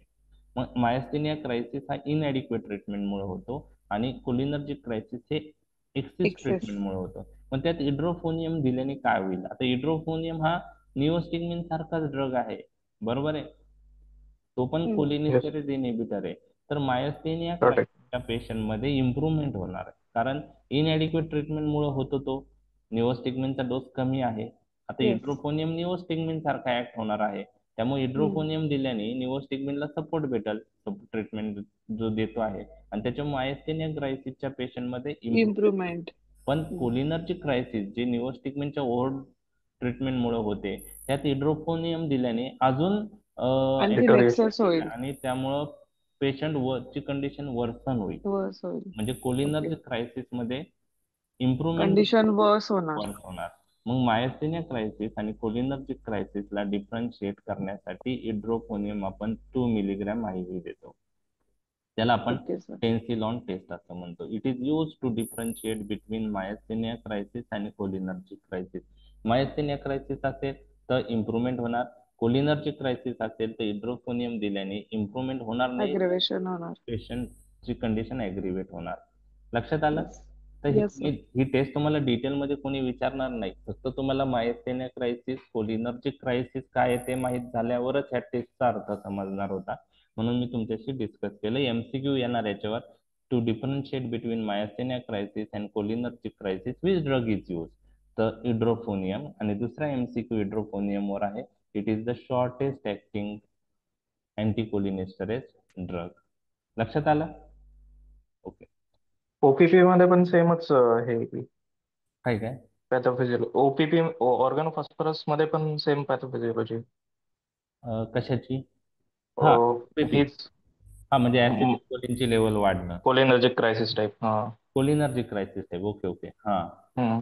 कोलिनर्जिक क्रायसिस होते, बरोबर आहे. ऍसिटिल मग ट्रीटमेंट पण सेमच असेल नाही नाही, ट्रीटमेंट सेम नाही. कोलिनर्जिक क्रायसिसला. हा, कोलिनर्जिक क्रायसिसला ट्रीटमेंट सेम असणार आहे. कोलिनर्जिक क्रायसिसला जे आहे ती एक्सिस ॲट्रोपिन पंप. नाही, ॲट्रोपिन नाही आहे. आपल्याला ॲट्रोपिन नाही द्यायचं. कोलिनर्जिक क्रायसिस मध्ये ॲट्रोपिन देऊन ऍसिटिल कोलिनची ऍक्शन एनएम रिसेप्टरवर कमी नाही होणार आहे. ओके. बरोबर आहे. कोलिनर्जिक क्रायसिस मध्ये ट्रीटमेंट एकच आहे की निओस्टिग्मिनचा डोस कमी करणे. ओके. कारण कोलिनर्जिक क्रायसिस जी होती आहे ती ती NM रिसेप्टर मुळेच होते. मस्कुलिनिक रिसेप्टरवर ऍक्ट झाल्यामुळे नाही. आपण ऑलरेडी निओस्टिग्मिन एनएम रिसेप्टर मुळेच होतीये ना. एनएम रिसेप्टर ऍट्रोपिन देऊन काही ते रिव्हर्स नाही होणार आहे. मस्कुरेनिक ब्लॉक होतील, बरोबर. हा, मग ऍसिटिल कोलिनचे आपण काय करू शकतो म्हणजे याच्यामध्ये बेस्ट वे काय आहे की निओस्टिग्मिनचा म्हणजे पेशंटला कसं आहे की निओस्टिग्मिन आपण जेव्हा तो क्रायसिस मध्ये जातो, ज्यावेळेस आपण व्हेंटिलेटरवर पेशंट ठेवतो तेव्हा निओस्टिग्मिन आपण स्टॉपच करतो. तर निओस्टिग्मिन स्टॉप केलं तर कोलिनर्जिक क्रायसिस आपोआप कमी होणार आहे. म्हणजे आणि डोस त्यानंतर रिड्यूस करायचा. त्यानंतर डोस रिड्यूस करायचा. आपण एनएम ब्लॉकर्स देऊ शकतो. एनएम ब्लॉकर जे आहेत ना ते स्केलेटल मसलचं रिलॅक्सेशन करणारे ड्रग ते आपण देऊ शकतो, डिट्युबोक्विरारिन वगैरे. पण बेटर फक्त डोस जरी आपण हे केला ना, निओस्टिग्मिनचा डोस ऍडजस्ट केला तरी इम्प्रुव्हमेंट होते. कारण जेव्हा तो क्रायसिस मध्ये येतो तेव्हा त्याला आपल्याला व्हेंटिलेटरवर ठेवायची गरज पडते. त्यावेळेस आपण निओस्टिग्मिन स्टॉपच करतो काही दिवस आणि व्हेंटिलेटर काढलं की मग परत निओस्टिग्मिन त्याला स्टार्ट करू शकतो. त्यावेळेस देताना आपण डोस कमी करायचा. ठीक आहे. ॲट्रोपिनचा काहीच रोल नाही याच्यात. ठीक आहे. ओके. आता ही जी टेस्ट आहे म्हणजे इड्रोफोनियम दिल्यानंतर मायस्थेनिया क्रायसिसच्या पेशंटमध्ये इम्प्रुव्हमेंट होते ना. इड्रोफोनियम दिल्याने मायस्थेनिया क्रायसिसचा पेशंट असेल तर तो इम्प्रूव्ह होणार आहे. कोलिनर्जिक क्रायसिसचा काय होणार आहे, वर्सन होणार आहे. तर इड्रोफोनियम जेव्हा आपण 2 mg देतो IV, ओके, त्यानंतर ॲज अ टेस्ट डोस देतो. त्यानंतर 8 mg आपण आता कसं करतात ते सांगितलेलं आहे. त्यानंतर 8 mg करतो इंजेक्ट, ओके, 30 ते 60 सेकंदांनी. नंतर विकनेस आणि विकनेस जर रिव्हर्स झाला याचा अर्थ पेशंटला काय होतं, विकनेस जर reverse, myasthenic crisis. Okay, myasthenic. Okay, तर याला आपण ॲमिलिओरेटिव्ह टेस्ट असं म्हणतो. काय म्हणतो, ॲमिलिओरेटिव्ह टेस्ट. म्हणजे सिमटम्स जे आहेत ते इम्प्रूव्ह होतात. सिमटम्स काय होतात, इम्प्रूव्ह होतात. बरोबर आहे. आता ॲमिलिओरेटिव्ह टेस्ट किंवा त्या गोष्टी तुम्हाला नाही लक्षात ठेवले तरी चालेल. ओके. तर युड्रोफोनियम आपण यूज का करतो, बाकी अँटीकोलिनिस्टेरॉइड ड्रग का यूज करत नाही. शॉर्ट ऍक्टिंग असेल. Short acting. बरोबर आहे. आणि रिव्हर्सिबल रिव्हर्सिबल आहे, शॉर्ट ऍक्टिंग आहे. कोलिनर्जिक क्रायसिस असेल तर त्यात जास्त वर्सन नाही होणार, थोड्या वेळात त्याचा इफेक्ट कमी होणार आहे. बरोबर आहे. त्यामुळं तो यूज करतो, त्याचा यूजच तो आहे. बाकी ट्रीटमेंट पॉईंट ऑफ व्ह्यू इड्रोफोनियम आपण यूज नाही करत मायस्थेनिया ग्रेव्हीच्या, कारण ती शॉर्ट लॅक्टिंग ऍक्शन आहे त्याची. बरोबर आहे. आता ॲमिलिओरेटिव्ह टेस्ट म्हणजे अशा टेस्ट की एखादा डिसीज आहे तो ड्रग दिल्याने तो डिसीज इम्प्रूव्ह होतो, त्याला आपण ॲमिलिओरेटिव्ह टेस्ट असं म्हणतो. बरोबर आहे. ॲमिलिओरेटिव्ह टेस्ट हा वर्ड जर आला तुम्हाला कधी की ॲमिलिओरेटिव्ह टेस्ट साठी हा ड्रग देतात, म्हणजे हा ड्रग दिल्याने मायस्थेनिया ग्रेव्हीचा पेशंट काय होणार आहे, इम्प्रूव्ह होणार आहे.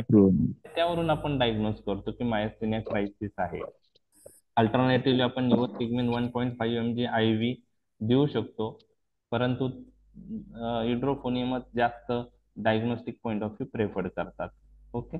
तर फक्त इड्रोफोनियम आणि याच्या विरुद्ध जी टेस्ट असते त्याला त्याला नाव काय दिलेलं आहे ते तुम्हाला प्रोव्होकेटिव्ह टेस्ट जे असते. म्हणजे प्रोव्होकेटिव्ह टेस्ट म्हणजे काय, एखाद्या आजारात तो ड्रग दिल्याने तो आजार ऍग्रिवेट होत असेल त्याला प्रोव्होकेटिव्ह टेस्ट असं म्हणतात. काय म्हणतात, प्रोव्होकेटिव्ह टेस्ट. प्रोव्होकेटिव्ह टेस्ट. ॲमिलिओरेटिव्ह टेस्ट मध्ये मायस्थेनिया ग्रेव्हीच्या पेशंट मध्ये इड्रोफोनियम दिल्याने इम्प्रुव्हमेंट होते, तर ती ॲमिलिओरेटिव्ह टेस्ट झाली इड्रोफोनियम जेव्हा आपण यूज करतो. बरोबर आहे. आता मायस्थेनिया ग्रेव्हीच्या पेशंट मध्ये एनएम रिसेप्टर अँटीबॉडीनी ब्लॉक आहेत, ऍसिटिल कोलिनची ऍक्शन होत नाही आणि तो डिसीज मायस्थेनिया क्रायसिस मध्ये आपण जो निओस्टिग्मिन देतो तो इनएडिक्वेट आहे, त्यामुळे ऍसिटिल कोलिन बनत नाही, त्यामुळं म्हणजे जास्त वाढत नाही ऍसिटिल कोलिनची लेवल, आणि त्यामुळं मायस्थेनिया क्रायसिस मध्ये पेशंट जातो. तर हिड्रोफोनियम दिल्याने इम्प्रुव्हमेंट होते. पण असा ड्रग जर आपण दिला, मायस्थेनिया क्रायसिसचा पेशंट आहे, बरोबर, कोणता मायस्थेनिया क्रायसिसचा पेशंट आहे, आणि त्यात तो ड्रग दिला, एक ड्रग एक्स ड्रग, आणि त्या ड्रगनी मायस्थेनिया क्रायसिस ऍग्रिवेट झालं, तर त्याला आपण प्रोव्होकेटिव्ह टेस्ट असं म्हणतो. काय म्हणतो? प्रोव्होकेटिव्ह ओके टेस्ट. ओके आणि त्यासाठी डी ट्युबोक्युरॅरिन नावाचा ड्रग यूज होतो. कोणता? ठीक आहे. ऐकलंय तुम्ही डी ट्युबोक्युरॅरिन? नाही सर. डी क्युरियर पॉइझनिंग ऐकलंय? अॅनिमल मारण्यासाठी पहिले क्युरियर पॉइझनिंग यूज करायचे. त्या बाणाला पुढे टेम्पररी स्केलेटल मसल. पॅरालिसिस व्हायचा. Yes yes. तर ते ॲरो शिकारीमध्ये पॉइझन, वापरायचे ते ॲरो शिकारीमध्ये. ॲरो पॉइझन असायचं, त्याच्या पुढे येस. क्युरियर नावाचं सबस्टन्स लावायचे आणि त्या अॅनिमलला मारायचे. तर क्युरियर हा स्केलेटल मसल रिलॅक्सन. तो कसा आहे? तो एनएम रिसेप्टर ब्लॉक करतो. कोणते रिसेप्टर? आता मायस्थेनिया ग्रेव्हिस मध्ये ऍसिटिल कोलिनची ऍक्शन अशी कमी होती, क्रायसिस मध्ये अजून कमी झालेली असते. हा ड्रग ऍक्ट केल्याने, हा जसं अँटीबॉडी एनएम रिसेप्टरला बाइंड होता ना, हा ड्रग जाऊन पण एनएम रिसेप्टरला बाइंड होतो आणि ब्लॉक करतो एनएम रिसेप्टर. मग ऍसिटिल कोलिनची ऍक्शन होईल का? नाही. नाही होणार. कंडिशन अजून ऍग्रिवेट होईल मायस्थेनिया क्रायसिस. तर त्याला प्रोव्होकेटिव्ह टेस्ट म्हणतात. त्यात डी ट्युबोक्युरॅनिन यूज करतात. ऍक्च्युली तुम्हाला प्रोव्होकेटिव्ह आणि अॅम्युल्युरिटी test exam point of view लक्षात ठेवायचे नाही. तुम्हाला काय लक्षात ठेवायचं? फक्त edrophonium test. It is use to differentiate between myasthenia crisis and cholinergic crisis. फक्त हे वर्ड मी तुमच्याशी डिस्कस केले, पुढे तुमच्या वाचनात आलं अॅमेलिओरेटिव्ह टेस्ट, प्रोव्होकेटिव्ह, किंवा ही प्रोव्होकेटिव्ह टेस्ट बुक्स मध्ये त्रिपाठीमध्ये तुम्हाला वाचण्यात आली, तर ती समजावी म्हणून मी इथं लक्षात येण्यासाठी हे डिस्कस केलंय. तर अॅमेलिओरेटिव्ह टेस्टसाठी आपण मायस्थेनिया ग्रेव्हिसच्या टेस्ट याच्यासाठी आपण हिड्रोफोनियम देतो, आणि प्रोव्होकेटिव्ह टेस्टसाठी डी ट्युबोक्युरॅनिन देतो. त्यांनी ते यूज केलं तर मसल विकनेस वाढणार आहे.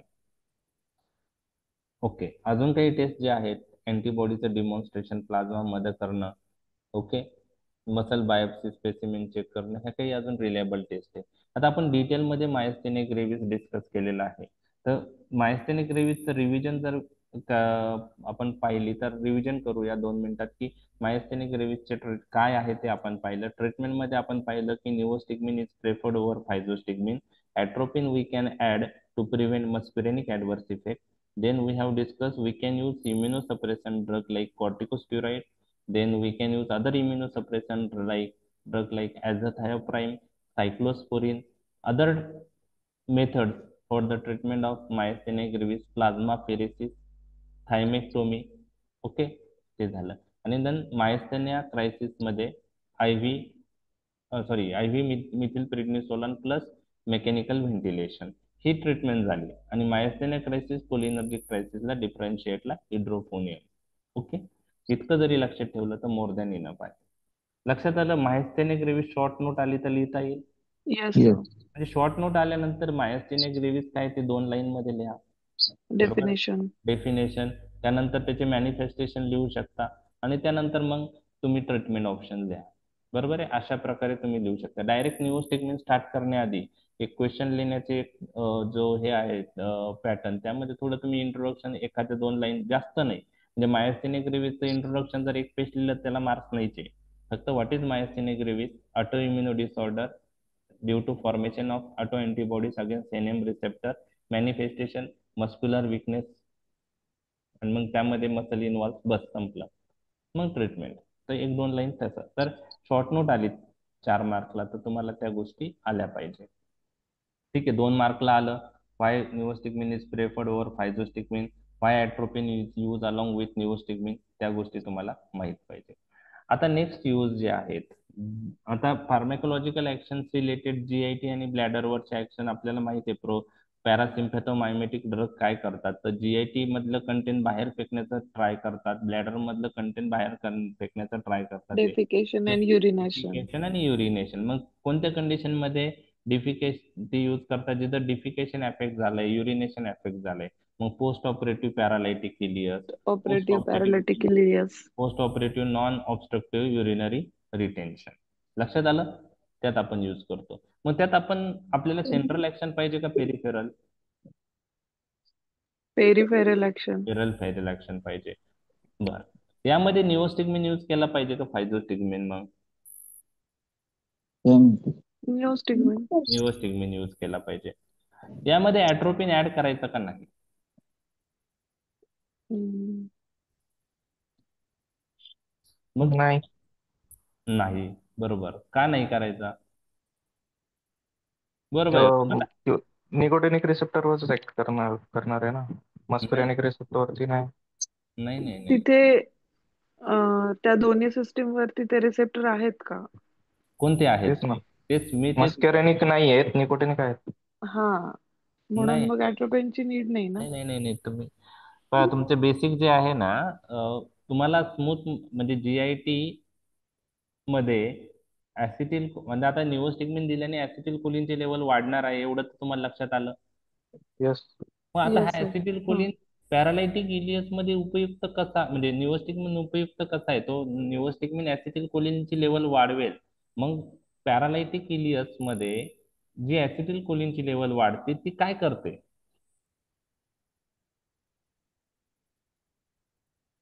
पॅरालायटिक स्मूथ इलियस मसल रिलॅक्सेशन. नाही. नाही. ते डिस्टेन्शन. ऍसिटिल कोलिनचे ऍक्शन काय आहे? डेफिकेशन हे स्मूथ करतात. मसल. हा म्हणजे स्मूथ मसल कॉन्ट्रॅक्शन करणार ना. कॉन्ट्रॅक्शन स्मूथ मसल, पेरिस्टालसिस वाढवते. हा, स्मूथ मसल कॉन्ट्रॅक्शन आणि कॉन्ट्रॅक्शन करणार, sphincter increase relaxation. Smooth muscle contraction आणि sphincter inspector relax. Relaxation. Relaxation आणि ती ऍक्शन डेक्स्ट्रुजर मसलचं कॉन्ट्रॅक्शन करणार ब्लॅडर मध्ये आणि स्पिंटर आणि आणि ट्रायगोन स्प्लिंटरचं रिलॅक्सेशन करणार. स्पिंटर आणि ट्रायगोनचं रिलॅक्सेशन, येस, डेक्स्ट्रुजर मसल. आता कॉन्ट्रॅक्शन. या ऍक्शन ऍसिटिल कोलिनच्या घडून येण्यासाठी कोणते रिसेप्टर महत्वाचे आहेत? मस्क्युरेनिक का nicotinic? NM. NM. Nicotine. Nicotinic receptor कुठे असतात? स्मूथ मसलवर नाही, मस्कुरेनिक आहे. स्मूथ मस. M3 sir. Very good. M3. पहा, M3. हे जे होलाटाईल किती आहे ते पहा. डेरिफिनासिनचं विचारलेलं ना सर मी. हा, तुम्ही अँटीकोलिनर्जिक सांगताय. तुम्ही डेरिफेनासिन विचारलं ना, तो अँटीकोलिनर्जिक ड्रग आहे. ओके. केलता तर तो ब्लॉकर वेगळा आहे. आहे, अँटीकोलिनर्जिक आहे, तो मस्कुरेनिक ब्लॉकर आहे. ऍसिटिल कोलिनचे ऍक्शन स्मूथ मसलवर काय आहे? तर स्मूथ मसल कॉन्ट्रॅक्शन आहे आणि स्पिंक्टरवर काय आहे? स्पिंक्टर रिलॅक्सेशन आहे. तर स्मूथ Okay. मसलवर कोणते रिसेप्टर असतात? तर जो आपण पहिले जे मी रिसेप्टर केलेले आहेत तुमचे discuss, M3. M1 M2 M3 nicotinic. Nicotinic receptor NM फक्त स्केलेटल मसलवर असतात. फक्त स्केलेटल मसलवर NM रिसेप्टर असतात, बाकी कुठंच नसतात. आणि NM रिसेप्टर जे आहे ते ऑटोनॉमिक गँग्लियावर असतात. बरोबर. हे निकोटिनिक रिसेप्टरचे लोकेशन सोपे आहेत. मस्क्युरेनिक जे आहे त्यामध्ये M1 जे आहे त्याला आपण न्यूरोनल म्हणतो, ते CNS मध्ये असतात. M2 जे कार्डियाक आहेत आणि M3 जे आहे ते ग्लॅन्स आणि स्मूथ मसलवर आहे. तर ऍसिटिल कोलिन कशावर ऍक्ट होतं इथं? M3 receptor. M3. Smooth muscle contract होता, स्पिंक्टर रिलॅक्स होता. मग इथं आपल्याला जे निओस्टिग्मिन दिल्याने ऍसिटिल कोलिनची लेवल वाढते, ते ऍसिटिल कोलिनचे action post operative paralytic iliacus आणि पोस्ट ऑपरेटिव्ह युरिनरी रिटेन्शन मध्ये कोणत्या रिसेप्टरवर पाहिजे? M3. रिसेप्टर. M3. M3 वर. मायस्थेनिक ग्रेव्हिस मध्ये वेगळा सिनेरिओ होता. निओस्टिग्मिन ऍसिटिल कोलिनचे लेवल वाढवत होता, पण तो ऍसिटिल कोलिन कोणत्या रिसेप्टरवर? तिथं मायस्थेनिक ग्रेव्हिस मध्ये ऍसिटिल कोलिन जो वाढत होता त्याची ऍक्शन आपल्याला कोणत्या रिसेप्टरवर पाहिजे होती?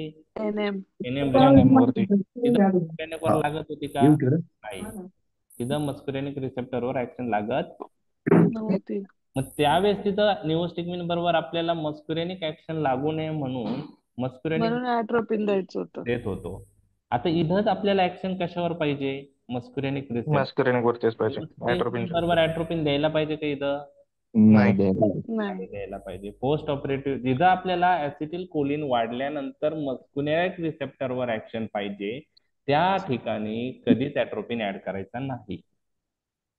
लक्षात आला? तर रिसेप्टर एकदा परत रिपीट करायला लागतील आम्हाला. ते तुम्हाला थोडं मी तेच कन्फ्युजन होतंय. हो, कन्फ्युजन काय होतंय? कन्फ्युजन तुम्ही होतंय एक रिसेप्टर मुळे. काय होतंय ते सांगतो की तुम्ही काय करा की एका पेजवर M1 M2 M3 चे लोकेशन, तो चार्ट आहे, तो चार्ट तुम्ही ओके. लिहून तुमच्या रूम मध्ये चिपकवा. रोज ते पाहत जा. ते म्हणजे व्हिज्युअल मेमरी visual आली पाहिजे त्याची. तुम्हाला ते टिप ऑफ टंगच पाहिजे. म्हणजे तुम्हाला आता M1 M2 M3 आणि NM हे मॅथमॅटिक्स सारखं आहे. तुम्हाला लॉजिक लावायचे, पाठ करायची गरज नाही. बरोबर आहे. आता हे मी कारण की सर ते प्रत्येक सिस्टीम मध्ये हे येणारच आहे ना. आता तुम्ही विचारणारच आम्हाला हे कुठलं नाही रिसेप्टर, ते विचारणार म्हणजे कुठलं. एवढं डिटेल तुम्हाला मी जे सांगत आहे ते एक्झाम मध्ये तुम्हाला क्वेश्चन लिहिताना हे कोणी विचारणार नाही, फक्त नाही हे पण आमच्या अंडरस्टँडिंग साठी. अंडरस्टँडिंग होण्यासाठीच आहे ते. तुम्हाला हम्म. तुमचं आता तुम्हाला ते एक लक्षात झालं ना, एनएम आज ठीक आहे, आज तुमचं चुकलं, तुम्ही स्मूथ मसलवर एनएम म्हणत होते जीआयटी, तर तुम्हाला आता लक्षात आलं येस M3 येस आहे, हो. तर ते आपोआप क्लिअर होणार आहे. फक्त एक तुमचं आता पॅरासिम्पॅथोमायमेटिक ड्रग संपण्याआधी रिसेप्टर क्लिअर झाले पाहिजे, तेच तुम्हाला येस. पॅरासिम्पॅथोलायटिकला येणार आहे परत रिसेप्टर. त्यामुळे रिसेप्टर जर क्लिअर असेल ना, तर तुम्हाला मॅथेमॅटिक्स तुम्ही सारखं अप्लाय करू शकता ऍक्शन लक्षात ठेवायला तुमचं नॉलेज. तर आता post operative paralytic ileus, post operative retention मध्ये आपण फायझोस्टिकमिन देणार का निओस्टिकमिन, हे तुम्हाला क्लिअर झालं. निओस्टिकमिन पेरिफेरल ऍक्शन आहे, पण का हो. देतो ते तुम्हाला लक्षात पाहिजे की ऍसिटिल कोलिनची लेवल वाढते आणि M3 रिसेप्टरवर ऍसिटिल कोलिन ऍक्ट होऊन इम्प्रुव्हमेंट होते. बरोबर आहे, येस लक्षात आलं. Post yes operative paralytic ileus code, पण इथं ॲट्रोपिन द्यायचं नाही निओस्टिकमिन बरोबर. लक्षात आलं. येस. ओके. जिथं जिथं ऍसिटिल कोलिनची निओस्टिकमिनची लेवल वाढल्यानंतर मस्कुरेनिक रिसेप्टरवर ऍक्शन पाहिजे, तिथं ॲट्रोपिन ऍड करायचे नाही. पण आपल्याला अशा कंडिशन आहे जिथं ऍसिटिल कोलिनची लेवल वाढते निओस्टिकमिन आणि आपल्याला एनएम रिसेप्टरवर ऍक्शन हवी असेल, तिथं आपण ॲट्रोपिन ऍड करू शकतो. जसं पहिला ग्रुप एक्झाम्पल आपण पाहिलं मायस्थेनिया ग्रेव्हिस. आता पोस्ट ऑपरेटिव्ह डिक्युरारायझेशन काय आहे हे मी तुमच्याशी डिस्कस करतोय. पोस्ट ऑपरेटिव्ह डिक्युरारायझेशन, तर पोस्ट ऑपरेटिव्ह डिक्युरारायझेशन, क्युरेर ड्रग तुम्हाला माहित आहे, आता माहित झालं कशासाठी वापरतो ते. हा डी ट्युबरक्युलरी. डी ट्युबोक्युरॅरिन नाव आहे, तर क्युरेर त्याला म्हणत होते. ते काय करतं, स्केलेटल टेम्पररी मसल, पॅरालिसिस. हा स्केलेटल मसल रिलॅक्स करतात, Relax. रिलॅक्स. मग कसं करता हे क्युरेर ड्रग, तर पहिले तुम्हाला स्केलेटल मसल कॉन्ट्रॅक्शन कसं होतं हे माहित पाहिजे. ऍसिटिल कोलिन येतो, एनएम रिसेप्टर स्केलेटल मसलवर ऍक्ट होतो आणि स्केलेटल मसल कॉन्ट्रॅक्ट होता. आणि तुमचं कन्फ्युजन स्केलेटल मसल आणि स्मूथ मसल मध्ये नाही झालं पाहिजे. स्केलेटल मसलवर एनएम रिसेप्टर असतात, स्मूथ मसलवर M3 रिसेप्टर असतात, हे तुम्हाला टिप ऑफ टंग पाहिजे. ठीक आहे. आता ऍसिटिल येस. कोलिन स्केलेटल मसलचं कॉन्ट्रॅक्शन करतो by acting as a agonist on skeletal muscle through NM receptor. Okay, NM रिसेप्टरवर ऍक्ट होतो आणि स्केलेटल मसल कॉन्ट्रॅक्ट करतात. तर हे क्युरेर ड्रग काय करतात, क्युरेर ड्रग दिल्याने हे एनएम रिसेप्टर ब्लॉक होतात. एनएम रिसेप्टर काय होतात, ब्लॉक होतात. मग ऍसिटिल कोलिनच्या ऍक्शनसाठी एनएम रिसेप्टर नसतील तर ऍसिटिल कोलिन स्केलेटल मसलचं कॉन्ट्रॅक्शन करेल का, नाही. आणि त्याच्यामुळं स्केलेटल मसल रिलॅक्स होईल, स्केलेटल मसल रिलॅक्स होईल. तर क्युरेर ड्रग हे स्केलेटल मसल रिलॅक्सन म्हणून यूज करतात. तर कधी करतं यूज, ज्यावेळेस आपण सर्जरी करतो कोणती, तर जनरल अॅनास्थेटिक एजंट आपण यूज करतो आणि त्याच्याबरोबर स्केलेटल मसल रिलॅक्सन यूज करतात. तर तुम्ही पहा स्केलेटल मसल रिलॅक्सनचे एक्झाम्पल, आणि त्या ग्रुपला नाव काय दिलेले आहे, एनएम ब्लॉकर. काय नाव दिलेलं आहे, NM NM NM blocker. block, blocker. Neuromuscular, Vecuronium, हा, pancuronium, vecuronium, Recuronium, okay, atracurium, बरोबर आहे, हे At- ड्रग आहे. तर आता हे ड्रग दिले तुम्ही, जनरल अॅनेस्थेशिया दिला आणि हा ड्रग दिला, स्केलेटल मसल रिलॅक्स झाले, चांगले ऑपरेशन झालंय. ऑपरेशन झाल्यानंतर रिकव्हरी पेशंट मध्ये जी होती आहे ती तुम्ही पाहताय आणि तुम्हाला लक्षात आलं की क्युरेटची ऍक्शन रिव्हर्स नाही झालेली, पूर्ण क्युरेटची ऍक्शन संपली नाहीये, स्केलेटल मसल स्टील पॅरालाइजच आहे. मग अशा वेळेस त्याचा इफेक्ट रिव्हर्स करण्यासाठी तुम्हाला काय करावं लागेल, तर तुम्हाला काय करावं लागेल, आता हे क्युरेट ड्रग कोणते रिसेप्टर ब्लॉक करत होते, एनएम रिसेप्टर. हे क्युरेट ड्रग कशाशी कम्पीट करत होते एनएम रिसेप्टर साठी, क्युरेट ड्रग कशाशी कम्पीट करत होते एनएम रिसेप्टरला बाइंड होताना, ऍसिटिल Acetyl, कोलिन. म्हणजे क्युरेट ड्रग दिल्यानंतर ते ऍसिटिल कोलिनची कम्पीट करत होते, एनएम रिसेप्टरला बाइंड होत होते, ऍसिटिल कोलिनची ऍक्शन होऊ देत नव्हते. आता यामध्ये क्युरेट स्ट्रॉंग होता. आता आपल्याला ही ऍक्शन रिव्हर्स करायची, म्हणजे त्यासाठी आपल्याला एनएम रिसेप्टरवर कोणाची ऍक्शन झाली पाहिजे, Acetylcholine. ऍसिटिल कोलिनची. मग ऍसिटिल कोलिनची ऍक्शन होण्यासाठी त्याला स्ट्रॉंग करावं लागेल. त्याला स्ट्रॉंग करायचं म्हणजे त्याचा नंबर वाढवावा लागेल, त्याची लेवल वाढवावं लागेल. मग त्यासाठी आपण काय यूज केलं पाहिजे, की जे ड्रग ऍसिटिल कोलिनचं मेटाबॉलिझम इनहिबिट करतंय. मग आपण निओस्टिकमिन यूज करू शकतो, फायझोस्टिकमिन यूज करू शकतो. yes, मग आपल्याला इथं पेरिफेरल ऍक्शन पाहिजे स्केलेटल मसलवर, मग काय यूज Okay. करणार, Neos. निओस्टिग्मिन यूज केल्याने काय होईल, ऍसिटिल कोलिनचं मेटाबॉलिझम इनहिबिट होईल, ऍसिटिल कोलिनची लेवल वाढवेल, ऍसिटिल कोलिन मग एनएम रिसेप्टरवर ऍक्ट होईल आणि जे स्केलेटल मसल पॅरालाइज रिलॅक्स झालेले होते ते कॉन्ट्रॅक्ट व्हायला लागतील. म्हणजे क्युररचे इफेक्ट आपण रिव्हर्स करण्यासाठी निओस्टिग्मिन देतोय.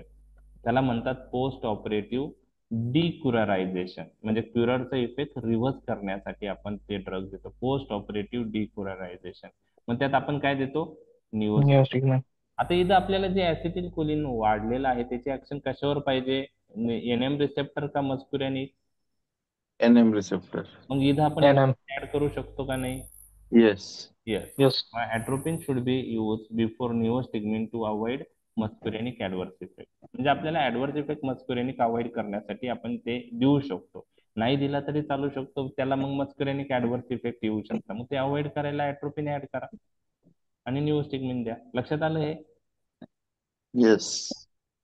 कोब्रा बाईट ऐकलंय तुम्ही, त्यात आपण निओस्टिग्मिन यूज करतो. ओके. कोब्रा बाईट मध्ये अँटीव्हेनम इज द प्रायमरी ट्रीटमेंट. बरोबर आहे, अँटीव्हेनमच दिलं पाहिजे. पण जे कोब्रा बाईट मध्ये जो कोब्रा बाईट मध्ये जे पॉइझन असतं ना, ते न्यूरोटॉक्सिन जे रिलीज होतं ते क्युरेड लाईक ऍक्ट होतं. क्युरेड लाईक ऍक्ट होतं म्हणजे ते स्केलेटल मसलचं काय करेल, रिलॅक्सेशन. रिलॅक्सेशन करेल. मग स्केलेटल मसलचं रिलॅक्सेशन का होतं, कारण जो कोब्रा बाईट नंतर जे पॉइझन रिलीज सिनॅप्स ब्लॉक करतात. हा, तर ते काय करतात, स्केलेटल मसल रिलॅक्स करतात, स्केलेटल मसल रिलॅक्स करतात. बरोबर आहे, क्युरल लाईक त्याची ऍक्शन आहे. आता स्केलेटल मसल रिलॅक्स झाल्यामुळे रेस्पिरेशन एफेक्ट होतं त्या पेशंटमध्ये. मग आपल्याला आता ही क्युरल लाईक ऍक्शन कोब्रा बाईट मुळे जी होती ती रिव्हर्स करायची. मग त्यासाठी काय करावं लागेल, निओस्टिग्मिन. निओस्टिग्मिन द्यावं लागेल. निओस्टिग्मिन दिल्याने ऍसिटिल कोलिनचे लेवल वाढेल. ऍसिटिल कोलिनची ऍक्शन इथं कशावर लागते आपल्याला, NM receptor. Skeletal muscle relaxation. Skeletal हा. मसल, स्केलेटल मसलवर कोणते रिसेप्टर आहे, NM. एनएम. स्केलेटल मसलवर ऍक्शन पाहिजे. Diaphragm is a skeletal muscle. Respiration कधी अफेक्ट होतं, डायफ्राम अफेक्ट Diaphragm झाल्यामुळे. पाहिजे. डायफ्राम हा स्केलेटल मसल आहे. मग आपण निओस्टिग्मिन दिल्याने ऍसिटिल कोलिनची लेवल वाढल्यानंतर स्केलेटल मसलच्या कॉन्ट्रॅक्शनसाठी कोणते रिसेप्टर महत्वाचे आहेत, एनएम रिसेप्टर. ऍसिटिल कोलिनचे ऍक्शन एनएम रिसेप्टर होईल, स्केलेटल मसल कॉन्ट्रॅक्ट होईल आणि रेस्पिरेटरी पॅरालायसिस होणार नाही. बरोबर आहे, निओस्टिग्मिन दिल्याने. पण आपल्याला मस्कुरेनिक रिसेप्टरवरची ऍक्शन पाहिजे का ऍसिटिल कोलिनची इथं, नाही. नाही. आपल्याला हे जे कोब्रा बाईट मुळे जो प्रॉब्लेम होतोय स्केलेटल मसल रिलॅक्शन हा एनएम रिसेप्टरशी रिलेटेड आहे. म्हणून निओस्टिग्मिन मुळे जे ऍसिटिल कोलिन वाढणार आहे ते एनएम रिसेप्टरवर ऍक्ट करून स्केलेटल मसल कॉन्ट्रॅक्ट करेल, क्युरर कोब्रा बाईट मध्ये रेस्पिरेटरी पॅरालायसिस होऊ देणार नाही. पण आपल्याला इथं मस्कुरेनिक ऍक्शन लागत नाही ऍसिटिल कोलिनची, त्यामुळे आपण काय ऍड करू शकतो याच्या बरोबर, ऍट्रोपिन. 3 गोष्टी मी तुम्हाला सांगितल्या जिथं आपण निओस्टिग्मिन बरोबर ऍट्रोपिन ऍड करू शकतो. Myasthenia gravis, post operative decurarization आणि कोब्रा बाईट. Cobra bite. पुढे यूज नाही केलं पाहिजे ऍट्रोपिन निओस्टिग्मिन बरोबर, post operative paralytic and post operative urinary retention. ठीक आहे. आता हे खूप डिटेलमध्ये आपण डिस्कस करतोय तुमचे कन्सेप्ट क्लिअर होण्यासाठी. ओके. आता नेक्स्ट तो यूज आहे त्याला आपण ऍट्रोपिन पॉइझनिंग मध्ये आपण पाहिलेलं आहे, मागील लेक्चर मध्ये डिस्कस केलं. बेलाडोना पॉइझनिंग, ऍट्रोपिन पॉइझनिंग किंवा धतुरा पॉइझनिंग सगळे सेम आहे, हे लक्षात घ्या. म्हणजे तुम्हाला ड्रग ऑफ चॉईस विचारलं बेलाडोना पॉइझनिंगचं काय आहे, ड्रग ऑफ चॉईस ऍट्रोपिन पॉइझनिंगचं विचारलं किंवा ड्रग ऑफ चॉईस धतुरा पॉइझनिंगचं विचारलं तर सगळे सेम आहे. आणि त्यासाठी ड्रग ऑफ चॉईस असा यूज करायचा, म्हणजे आता ऍट्रोपिन म्हणजे हे सगळे ड्रग जे आहेत ते पॅरासिम्पॅथोलायटिक ऍक्शन प्रोड्यूस करतात ऍट्रोपिन सारखी अँटीकोलिनर्जिक. तर याच्यामध्ये आपल्याला पॅरासिम्पॅथोमायमेटिक ड्रग द्यावा लागतो. बरोबर आहे, त्यामध्ये आपण असा ड्रग यूज करायचा की जो पेरिफेरली आणि सेंट्रली दोन्ही ऍक्ट होणार आहे. मग इथं निओस्टिग्मिन आपण नाही यूज करू शकत, इथं आपल्याला काय यूज करावं लागेल, फायझोस्टिग्मिन. कारण सेंट्रल आणि पेरिफेरल दोन्ही पॅरासिम्पॅथोमायमेटिक ऍक्शन आल्या पाहिजे. लक्षात आलं. आता हे belladonna poisoning, ऍट्रोपिन poisoning, datura poisoning मध्ये काय होतं की हे मध्ये मस्कुरेनिक रिसेप्टर ब्लॉक होतात. कोणते रिसेप्टर ब्लॉक होतात, मस्कुरेनिक. बरोबर आहे. आणि ऍसिटिल कोलिनचे ऍक्शन होत नाही याच्यामध्ये. ऍट्रोपिन poisoning, belladonna poisoning, datura poisoning. मग आता हे जे बेलाडोना पॉइझनिंग बेलाडोना सबस्टन्स आहे, धतुरा सबस्टन्स आहे किंवा ऍट्रोपिन, ते दिल्याने ते बॉडीमध्ये ऍसिटिल कोलिन बरोबर कम्पीट करतात मस्कुरेनिक रिसेप्टरसाठी आणि मस्कुरेनिक रिसेप्टर ब्लॉक करतात. मग आता आपल्याला आपल्याला त्या पॉइझनिंग मध्ये ऍसिटिल कोलिनची जी ऍक्शन ब्लॉक झाली ती रिव्हर्स करायची. आपल्याला ऍसिटिल कोलिनची लेवल वाढवावं लागेल आणि त्यासाठी आपण कोलिनेस्टरेज इन्हिबिटर यूज करतो.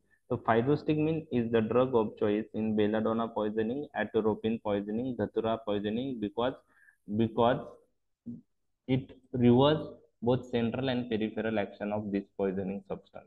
लक्षात आलं तुमच्या? हे आवाज येतोय ना? हो. येतोय सर. ओके. Yes sir. आता एक लक्षात घ्या, ओपीपी पॉइझनिंग साठी ड्रग ऑफ चॉईस काय आहे तुम्हाला सर्वांना माहिती आहे. काय? ॲट्रोपेन पंप. ऍट्रोपिन आहे. ऍट्रोपिन. ऍट्रोपिन. आणि ऍट्रोपिन पॉइझनिंग साठी ड्रग ऑफ चॉईस विचारलं तर काय आन्सर येईल तुमचं? फायझोस्टिगमिन. फायझोस्टिगमिन. आणि ऍट्रोपिन हा प्लांट सोर्स पासून ऑब्टेन होतो, ऍट्रोपा बेलाडोना किंवा धतुरा पासून. तर त्यामुळे बेलाडोना पॉइझनिंग आणि धतुरा पॉइझनिंगची केस जरी आली तरी त्याला ड्रग ऑफ चॉईस काय आहे? फायझोस्टिगमिन. फायझोस्टिगमिन. एमसीक्यू क्लिअर होईल. येस. आता 5 मिनिट आपण बघूया शेवटी. ओके. आता अदर ड्रगचे ओव्हरडोस मध्ये कधी यूज करतो? आता ऍट्रोपिन हा कोणता ड्रग आहे? ऍट्रोपिन कोणत्या ग्रुपचा ड्रग आहे? Anti muscarinic drug. Anti muscarinic. त्यालाच अँटीकोलिनर्जिक असंही म्हणतात. बरोबर आहे? हो. बरोबर आहे. Anti yes. कोलिनर्जिक किंवा अँटी मस्कुरेनिक. आता काही ड्रग असे म्हणजे, आणि त्याच्या पॉइझनिंग ऍट्रोपिन पॉइझनिंग मध्ये आपण काय यूज करतो? फायझोस्टिगमिन. ऍट्रोपिन पॉइझनिंगला आपण फायझोस्टिगमिन यूज करतो. थोडक्यात अँटी कोलिनर्जिक पॉइझनिंग असेल म्हणजे ऍट्रोपिन पॉइझनिंग असेल तर आपण फायझोस्टिगमिन यूज करतो. आता काही ड्रग पण असे आहेत ज्यांना वेगळ्या वेगळ्या ऍक्शन आहे पण ऍडिशनल अँटीकोलिनर्जिक ऍक्शन असते. कोणते ड्रग याचे? ट्रायसायक्लिक अँटी डिप्रेशन तुम्हाला माहिती आहे. ओके. इमिप्रॅमाइन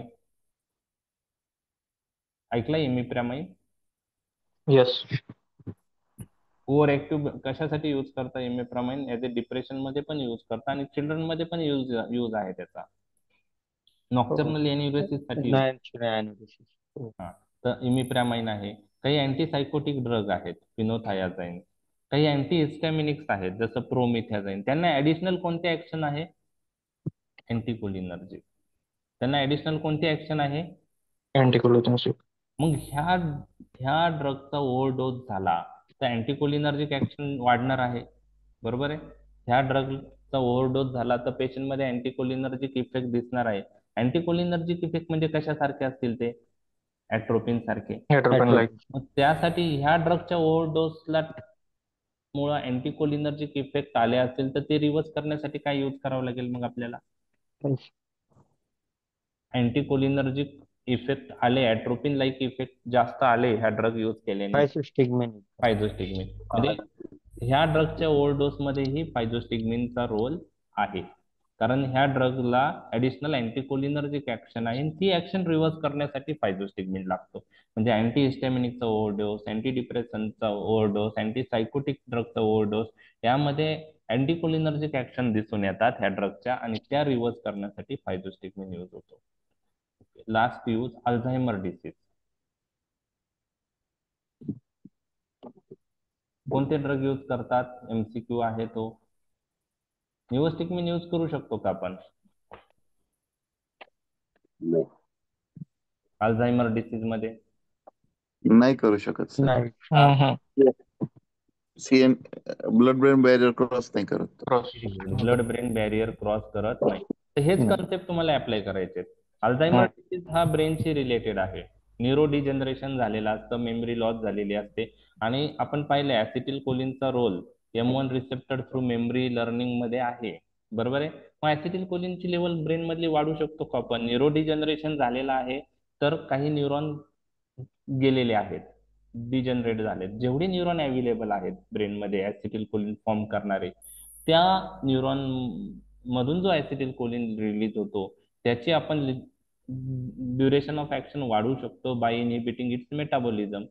मग अल्झायमर डिसीज मध्ये आपण अँटीकोलिनेस्टरेज ड्रग यूज करू शकतो. असे अँटीकोलिनेस्टरेज ड्रग यूज करायचे की जे ब्लड ब्रेन बॅरियर क्रॉस करतील आणि ब्रेन मधलं कोलिनेस्टरेज एन्झाईम इनहिबिट करतील. मग आपल्याकडे फायझोस्टिग्मिन आहे, रिव्हास्टिग्मिन आहे, गॅलांटामाइन आहे, डोनिपेझिल आहे. तर यापैकी रिव्हास्टिग्मिन, गॅलांटामाइन, डोनिपेझिल हे ड्रग खूप कॉमन म्हणजे अँटीकोलिनेस्टरेज मधले हे प्रेफर्ड ड्रग आहे अल्झायमर डिसीजच्या ट्रीटमेंटसाठी. राहील लक्षात आहे? येस. रिव्हास्टिग्मिन,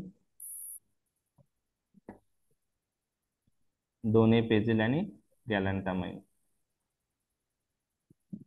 बरोबर. अल्झायमर डिसीज माहिती आहे तुम्हाला? येस. येस. न्यूरोडिजनरेटिव्ह डिसऑर्डर आहे, मोस्ट कॉमन न्यूरोडिजनरेटिव्ह डिसऑर्डर, आणि त्यामध्ये प्रोग्रेसिव्ह डिमेन्शिया होता. Memory loss, cognitive memory decline. Loss. हा, एक मिनिट हा.